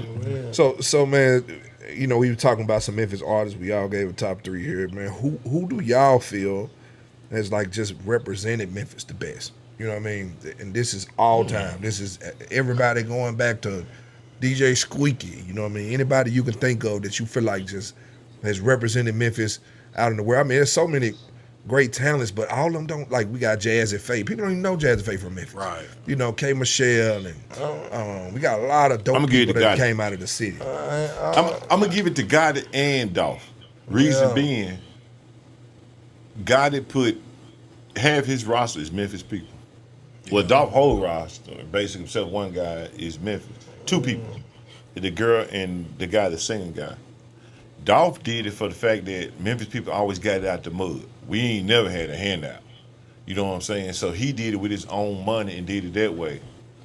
I think on just representing the city, just like I'm thinking like Al Capone or something like Al Capone, Al Capone's in Memphis. He always just represent Memphis so much. Shouts out to Al. I wrote a song on my documentary I did. Al, he took it and I wrote it for him. He did the rapping for it. They didn't like mine, I guess. But you know who I think is so Memphis that it just like he even stayed in Memphis. That's Player Fly. Yeah, Player Fly. Yeah, Fly, like, he just a Memphis legend. If you go outside of a 400-mile radius, they don't have a clue who Fly is. All right, let me tell you what Fly All did. Mississippi, Bama, Georgia, Arkansas, they fucking love Fly. Yeah, he's a regional god. Yeah, regional, All right. exactly. But So- see, Drake then made him great a little bit. You know what I'm talking about? He brought some more light to him. But, you know, but one thing I can say, even with everything Fly do, at least he own all his own everything. Yeah. So them royalty checks that he getting hit.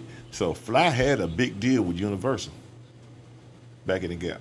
So what Fly did, he put Dino DeValier. He was the A&R head director at Universal. Yeah. Fly was sitting in a Corvette in his yard. It was a yellow Corvette. And he told him to hold on. and never came back to the phone. Swear to God, he had the fucking home like 30, and they had like 300 something thousand out there, and he was there to get it, and he Fly. That's why I say finesse is like a modern day Fly. He's always gotten in his way a little bit, but Fly figured out his way that's comfortable for him, and whatever that he wanted to do. Now, of course, y'all know that ain't the only deal he probably got offered. There's the only one he just felt like he just really entertained. Now, you think he can't go somewhere else and go get somebody based on who he is, what his name is, and all that? Yeah. And bro probably just straight happy just at being independent. But once you make I think one of the problems that it ain't a problem. I think one thing that guys that got a bigger label need to do, you need to have an incubator label too. Just Some like folks don't know that's you. Yeah. Like, you got to have an incubator. if he had an incubator label, Block Boy still be over there. Migo would be in that. All the new people they signing would That's be not over ready for the big stage. They ain't ready yet. for the big stage. I take them through independent, straight up. We're gonna put them out ourselves because we got the foundation already laid out, the highway. We know all the promoters everywhere.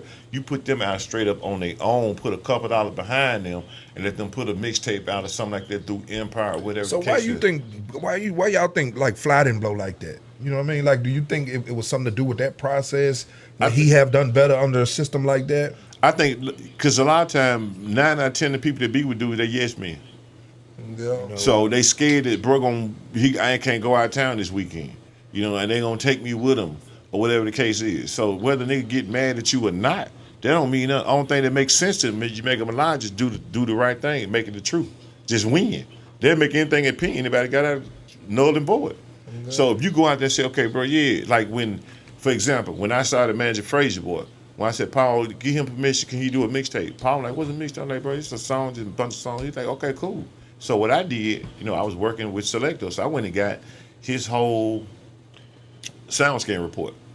So SoundScan gonna tell you every city where your records are sold at. We're gonna do a mixtape. They're gonna do a P&D with it. Of course they will. He had just won the Oscar.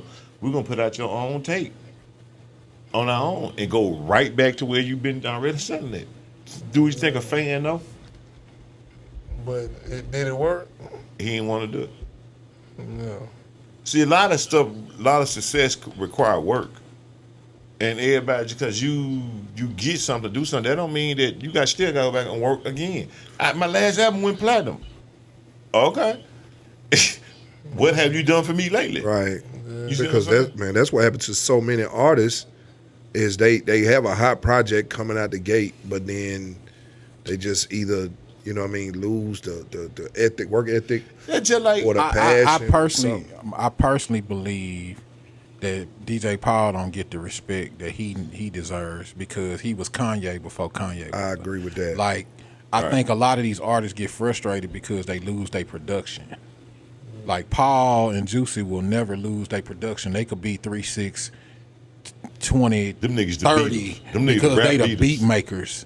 Kanye makes his own music. However much you hate Kanye, he could always be Kanye because he makes his own sound. And I think a lot of these artists, they lost their sound because they may have fell out with the producer or whatever. They may have had a really good sound at one point, but if you're not with the same person that produced your situation, you don't sound the same. I think Fly, Nobody Needs Nobody, and Fly shit sound way different than a lot of stuff that he tried to do later on because you ain't with the same production. Right. He lost his idea. You know what I mean? So kind of like Master P. Cash Money, Beats by the Pound, Manny Fresh. That was Manny Fresh is the DNA of Cash Money. You see what I'm saying? That's a fact. Like that's how that happens. When you just got an artist that made, because again, Fly started out with like 3-6 now. So Fly earlier stuff and then stuff that he did a little bit after that, he was trying to kind of find that sound. Man, you ain't with Kanye no more. But Right. You know what I mean? there's so many young producers who got a great sound, man. Oh yeah. You can put they making hits off these young dudes. But music. that's new.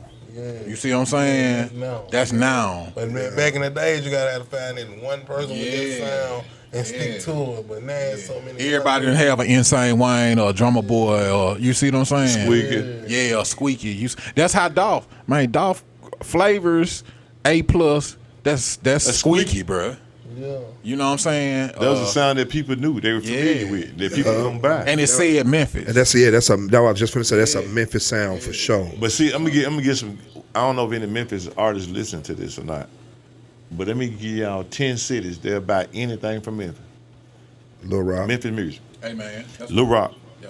Birmingham, Yes, sir. Kansas City, Baltimore, Louisville, Atlanta, Augusta, Georgia, Jackson, Mississippi. Yes, sir. Bruh. They're gonna buy anything they got. Some Memphis on. immediate markets that you could go in right now. 3-6 had a formula. They knew any artist they put out was gonna sell 50,000. That's why they never took nobody up to Loud in relative. They did all Frazier Boy, Lil White, all them people went through Selecto. Right. Cause they knew what they was gonna do. Yeah. So think about it. If you getting there's 50,000 records, don't sound like a lot of records back in the gap, right? If you keeping all the money. But you getting an average of $7-8 Right. every one times 50, bro. They know they put a dude out is gonna make $500,000. Right. Minus they had to pay production. All that came out of there though. That was the winning to Paul them side. Yep. See what I'm saying? They was the producers. They were the producer and the label. They paid their damn self. Yeah, but nobody had no what's name though. No management. Right. Yeah. So that's one thing like with headquarters that, was like for the management part. Cause like these young dudes making these beats and all that. Get you a corporate goon. Yeah. Yeah. You know what I'm saying? A nigga from the street but no bid. That's one thing they hate to see. That they come to the table and and they know that, I call 50 niggas up here right quick. Yeah. Right. Well, I can just sit here with my lawyer. Which one y'all want to do? Right. They don't want that. That's what they hate. They don't want you to do that. So my thing is right here though, I gotta treat the Old Man podcast just like y'all a rap label. Right. Yeah. And every other room on here is the competition. How many people since y'all we started doing the sponsorship? I told Big Memphis, once we do this, right, watch everybody start doing it.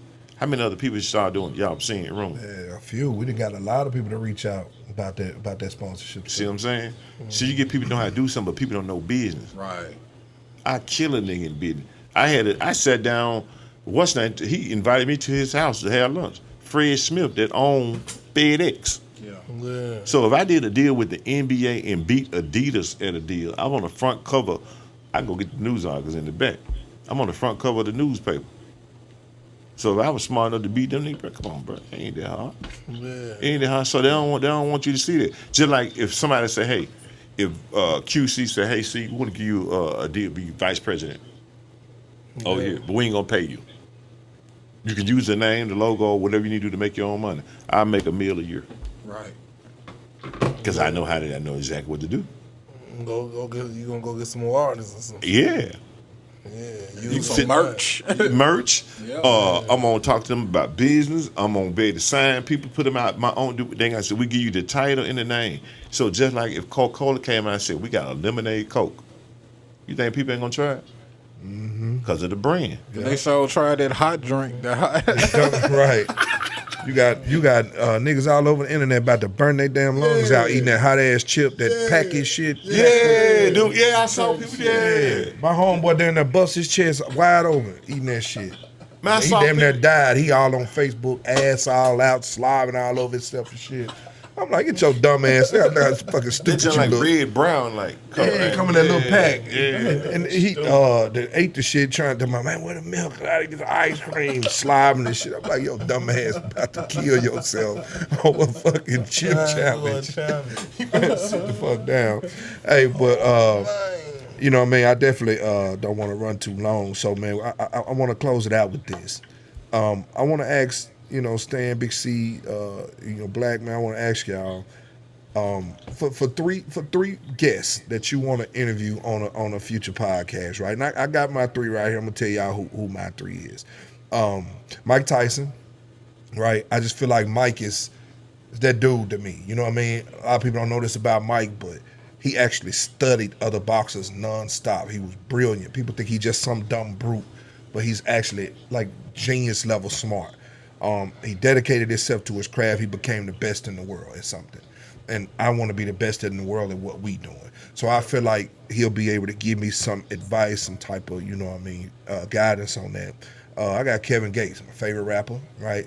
I think he no two songs sound the same, man. I know a lot of people know him because they're eating booty shit, but you know what I mean. I just think he's a talented artist. Yeah. And last but not least, man, Floyd Mayweather. I think what he's done is, as far as like turning himself into a brand, I would love to learn that. I would love to learn how to do that, because don't nobody make money off of Floyd Mayweather unless he wants you to. Right. And don't nobody make more money off of him than him. You know what I'm saying? And so I want to be able to turn myself into a brand. I got you. And make some bread off of myself. I got you. Yeah, see, that's what I'm talking about. Big CB on it. Hey, I ain't gonna lie. I'm gonna keep it 1,000, man. I'm gonna keep it all the way Memphis too. Let's keep it streets, man. You know what I mean? I wanna interview Finesse 2 times. Hey. I wanna interview one person from Paper Route, and I wanna interview one person from CMG. What 'Cause about I at know- the same time? What if we can get Paper Route and CMG all That the would time? never Man, happen. that'll be cold. That'll be the At coldest 201 thing. popular. About the only That'd be the fucking place you coldest can get thing in them. the world. But that's what I want to interview, and I want to, like, you know what I'm talking about? Just pick their brain, you know what I'm talking about? Like, because I ain't gonna lie, I be around bag them people, you know what I'm talking about? Bag them people. One of them gonna come up here and do an interview with us, you know what I'm talking about? But at the same time, they, I already know how they feel about Finesse, you know what I'm talking about? And I ain't gonna put that out there right now. But at the same time, though, I feel like the city need to come together in some type of way. But I wanna. Well, we gonna be able to see. We gonna see now, cause like now, anybody in Memphis can say ain't nobody. We ain't got no media outlet. Right. You know what I'm saying? This Right. building hold. Shit, we can hold 100 podcasts. Yep. You know what I'm saying? Got the Rookie and the Vet coming up. Yeah. So me, I'm going after. My podcast is the Rookie and the Vet. I'm going after people that's getting in the game, whether it's business, music, or whatever. And I done already been there and did. I just want to give them some game. Yeah. No, interview they I volunteer to be your first guest, bro. All right. I love to got sit you. there and pick your brain and learn some I shit got from you. you. Now the object of what I do is to make you look dumb. Oh, well. Yeah. Okay. Never mind. Oh,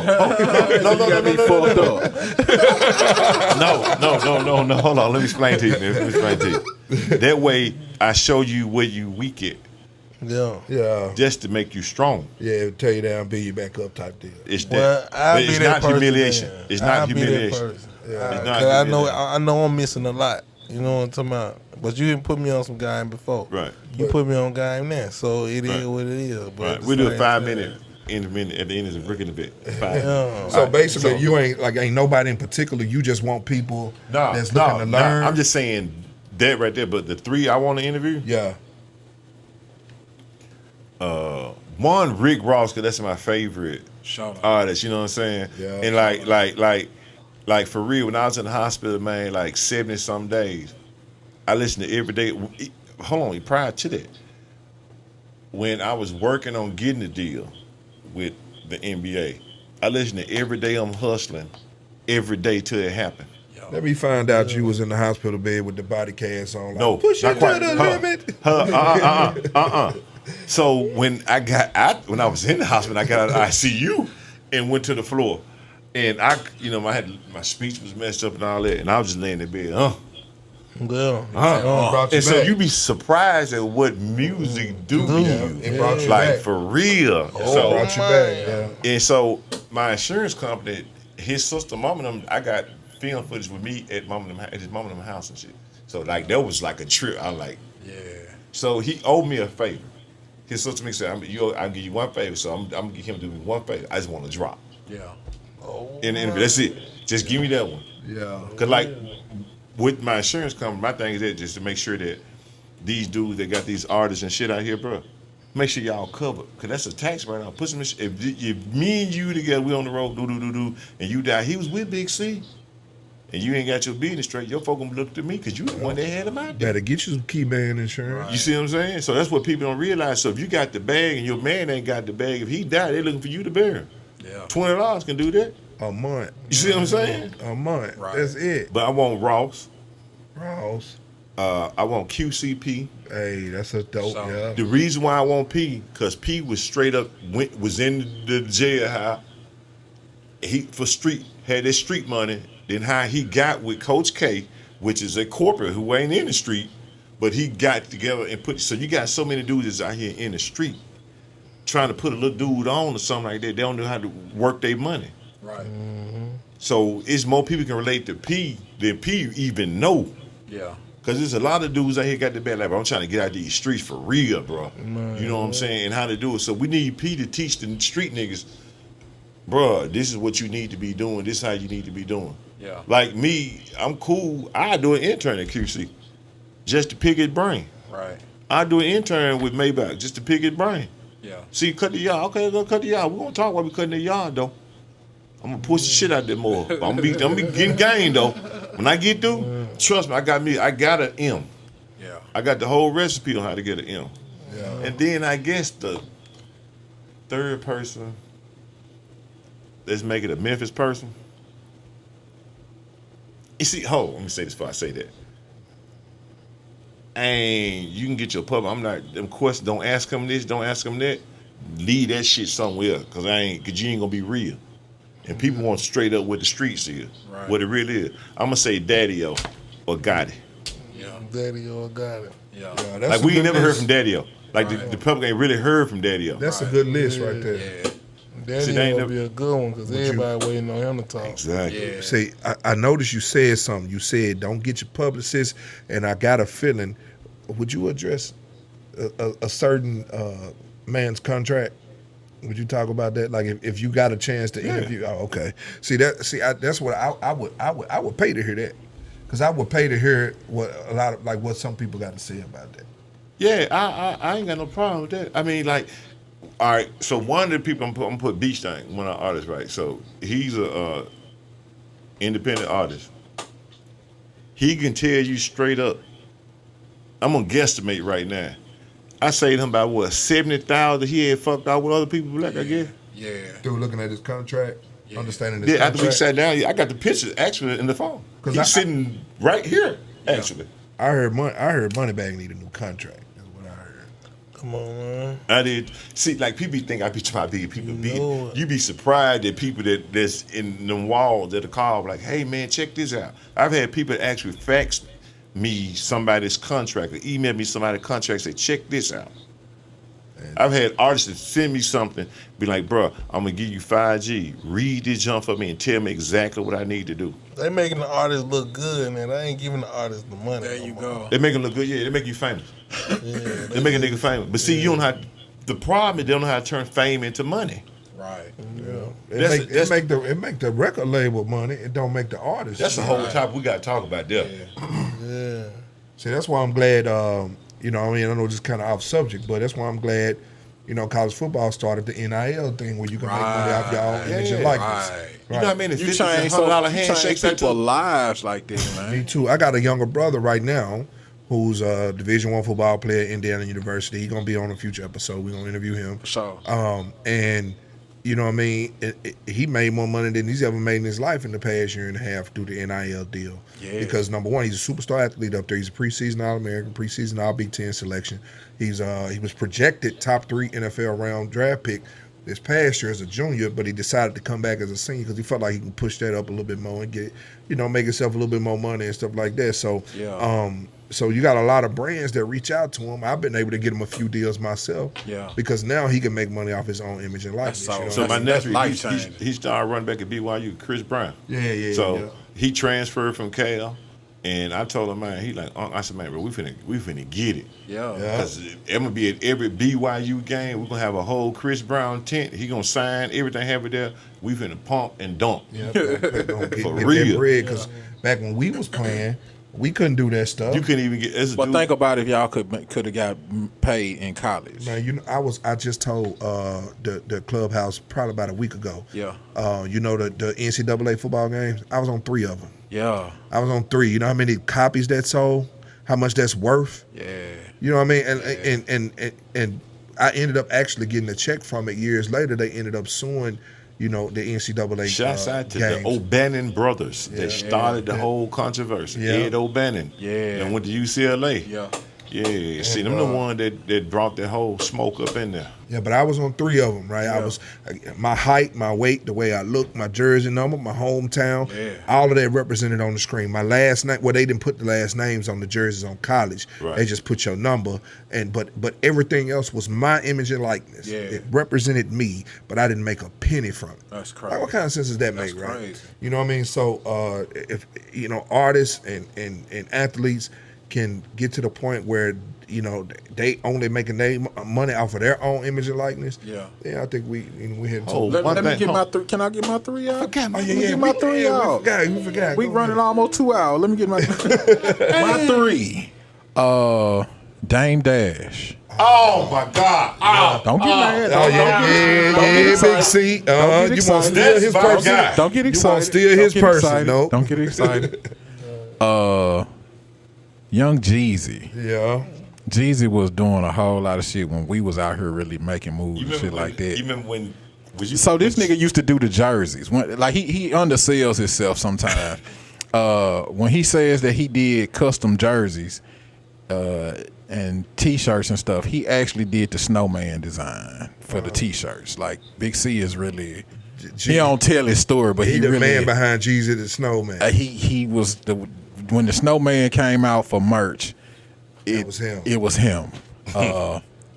And for a Memphis artist, I love this dude. He really gave me a whole lot of game when I was coming up. Gangsta Black. He's a friend of mine, actually. He's somebody that I really know. But when I was young and trying to do music, he was one of the few, because I was on a tour with like Gotti, Squeaky, Skinny Pimp, and a lot of these guys. I met them, but GB was the one that like sat me down, like, all right, young fella, like, this is the game. This is what you need to do. This is what you don't need to do. This is why I do my shit a certain way. And I really got a lot of respect for him. So he's one that I would love to like. Gangster. Yeah, put some That's like hard. That's a hard list. Hey, but why, like, okay, instead of Jeezy, why you want just interview Goose? Like, what's the difference? Jeezy for me, like, I think it's nostalgia, right? It's when you was doing your thing, who you were listening to.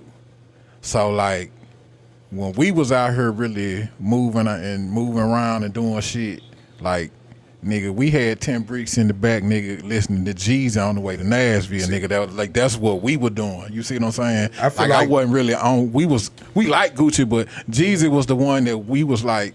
Yeah, see, I feel like during that time, you had 2 different types of D-boys. You had the one that was about that bread, they was bumping Jeezy, and you had the ones that'll bust your head, and they was bumping Gucci. We were brick niggas. We wasn't rock niggas. You see what I'm saying? Like, some niggas was on the block, rock niggas. We ain't break shit down. Wait in pieces. Like, we didn't. I didn't know what a scale was till like much later. You're fucking around. You see what I'm saying? See, the closest thing to a hardcore podcast kind of is Big Facts. Yeah. That's the closest thing to a hard one. But I promise you, they come on the Rookie and the Vet or the Old Main podcast, and I'm in there. Oh, bro, trust me. Trust me. I'm like, bro, on the real, nigga, keep that shit real for real, bro. Like, we're going to get into it, we're going to get your fingernail dirty. Yeah. But do what y'all forgot to do, though. There's some special in-house guests y'all got in here today. They live. On Clubhouse. On Clubhouse. Yeah. Oh, man. They ain't even do it. Hey, shout out to Fatty G, who is streaming us live on Clubhouse right now. So, Hey. shout out to the Clubhouse fam, too. Energy Gang Global. We the biggest. We the biggest, y'all know what's going on. But I got a question, though. What's the question? Where y'all see yourself going? Man, I feel like we're gonna take over the game in probably That's the a next, at the most 4 months. Watch how I got everything moving. Yeah, see, this one thing I learned about Stan from being around him so far. Number one, he impatient as hell. right? And number two, he believe in the law of attraction. He gonna speak some shit into existence. sure. So if you ask Stan where he going, Stan gonna tell you to the motherfucking moon and beyond. You know what I mean? Man, So, for real. but and here's the best thing about it is, I agree with him. I feel like me, him, everything that we doing, Black, you, man, this team we got together, I feel like we gonna be the premier podcast. Yeah. Like we gonna be where people turn to get their information from the men we got in this room, bro. We got old school entertainment covered. We got new school entertainment covered. We got athletic shit covered. You know what I mean? We got the brains, we got the hood, we got the sophisticated, we got everything sitting right here in the room. And I feel like we gonna be that premier podcast, especially for the South, because I feel like it's needed. It ain't nobody to See, give it to. Memphis need that like anyway, and I got these folks watching. I've been promoting this. I've been promoting already. I've been going hood to hood already Man, promoting. tell them how everybody. long you been promoting Old Main. How long you been saying Old Main, I've been Stan? saying Old Main. In fact, So when the Mo t-shirt just said he had a question for coming? me. I want the t-shirt coming. Actually, they supposed to be done today at like 5. Huh? I told him to put it in the comment for you. Okay, I saw a question. Mo Cheddar had a question for me. Yeah, I've been saying it. I've been saying it over 17 years. Old Mines. That's all. We had a dude come into our room on Clubhouse, and he went to high school with Stan, and he said he came in the room, and without Stan even saying shit, he said, "Man, you been saying that Old Main shit since high school. Man, you used to come in the homeroom saying that shit, talking about you gonna be the biggest." So that's the point, right? Like Stan been actually speaking this shit into existence for 2 goddamn decades. You know what I'm saying? And so now we at the point where it's starting to manifest, right? Big C want to make it clear he ain't got no damn wife. I ain't got no wife. Better putting it out. Hey, Nah, I ain't got no wife. I'm single. You know what I'm saying? So no, I ain't got no wife. I got an ex-wife, but I ain't got no wife though. Yeah. But man, we've been going for a little bit, so I want to go ahead and close us out, man. Shout out to y'all for pulling up and listening to us, hanging in there with us, man. Shout out to Memphis. I feel like we really got to know Memphis today. Sure. Man, we got to know some Memphis artists. We got a bunch of Memphis niggas right here talking to you. So, man, shout out to the city. And, man, just shout out to y'all for always showing us support and showing us love. And most importantly, shout out to Alliance Hemp Company, man, for thinking enough in us to sponsor this podcast, to be a sponsor for us, man. They sent us some great products that I've been over here sampling my ass off, and I'm feeling real good right now. But yeah, shout out to them, man. So make sure y'all check out Alliance Hemp Company on all platforms, AllianceHempCO.com as well. Old All Mine. right, so check it out. We're gonna go ahead and end the show with the segment and the rookie and the vet called Game Time with Big C. What's your question you got? My question. I'm gonna give you some game. All right. Let me think. All right. What's the next move you would make if you was me right now? The next move I would make if I was you would be go back, listen to this. Find out what you in the show, listen to it and take notes and find out what you can do and do it better. You know what I'm saying? So just like for instance, right, if Black say, hey, I need if Black say, hey, I need you to have this right here done so we can have it on the screen.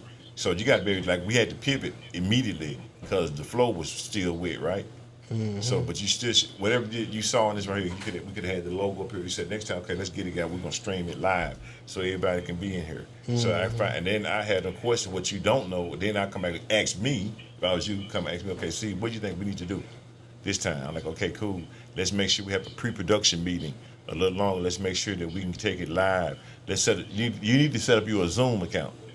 So then that way everybody that's on Clubhouse can be on Zoom too. We can see everybody, have everybody on the big screen back here. But why not everybody? We try to take it and take all that, all them views straight to YouTube. Though. Right, all that. So find a way to stream it better. You can take all that, stream it that way. But stream it straight off YouTube. I just didn't want to YouTube the whole show.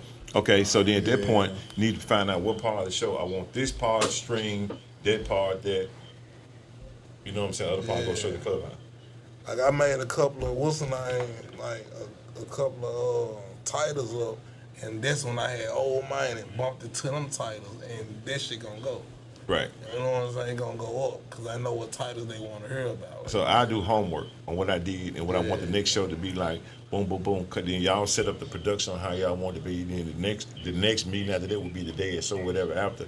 Then all four of us sit down and do a conference call. Bam, bam, bam. So when they come in, we just follow Black League. That's what I do.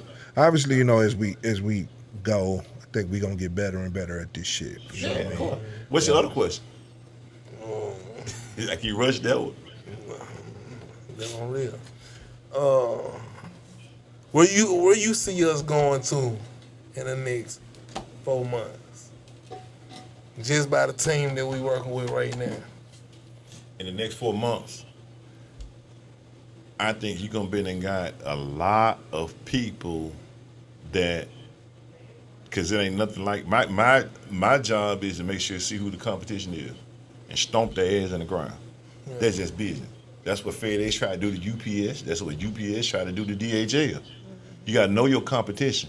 So if I know who doing the podcast, I know what they shit look like. I know what shit looks sloppy. Plus, we gonna make it. What we gonna do? We gonna blog it out to over 100 some blogs that make sure everybody picking up. So we're gonna put the marketing and the media behind to make a person like, man, when I'm in Memphis, I gotta stop at headquarters.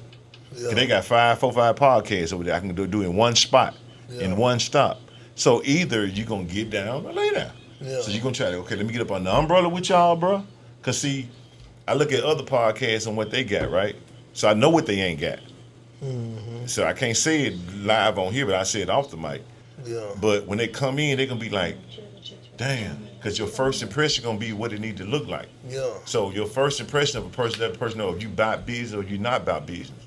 Mm-hmm. So when y'all first came in, y'all were like, and the ladies too, they probably like, damn, this motherfucker nice. You see what I'm saying? Yeah. They let the person know, oh, he about some money. Yeah. You see what I'm saying? So that's just like when the person first meets you, a woman, they're going to look at your hand, look at your feet, see what your shoe game like, see what your hand's nasty.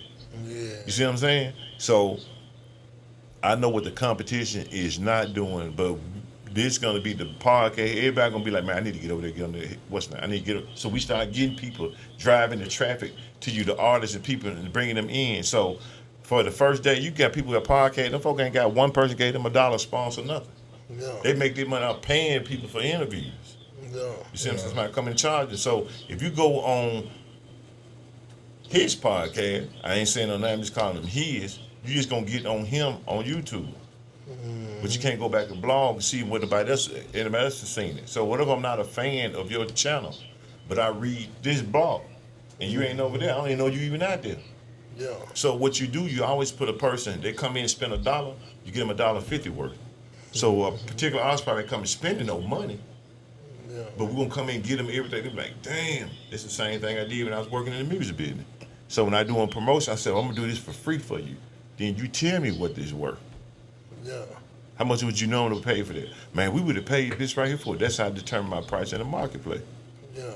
So, and no need to be in competition. That's the problem that Memphis people got, bro. If you put, why do you think Walmart opened a grocery store? Yeah. Inside the damn Walmart, they was selling everything but groceries. Yeah. We got the customer. We're going to put a bank in here, a beauty shop, nails, medicine, everything. Get your car fixed in one spot. Because we got you in the building. That's the same thing how business work. Once we got you in here, okay, bro, you're going to do the Rookie in the Video, you're going to do the Old Man podcast, you know what I'm saying? You're going to do the Spot podcast, you're going to boom, boom, boom, do that. Damn, one spot, you ain't going to go nowhere. Yeah. They come in, launch the shit, everything later for they like, man, god damn, yeah, bro, this shit. When you go to Memphis, bro, holla at Big C them. That's the nigga you need to get with. Yeah. The competition gonna die with it. Another thing about, like, as far as Memphis go, you know what I'm saying? Would you take your show on the road? Like, if I had a part, like, my vision. Like, have money, we'll travel. Yeah. Y'all know we got to cut this down to an hour. Yeah, y'all giving away all this free game. Yeah, you know all this free game. And we ain't most of it ain't even going to make it on the episode. The game is to be sold. Man, not selling. We through talking about it, man. I ain't even going to say that shit sound good, though. That's real. Yeah, so man, I guess at this point, man, what we gonna do is we gonna let Stan close us out with a great big old man. Oh man. Y'all already know what's going on. We the biggest, man. For real. Yeah. Yeah.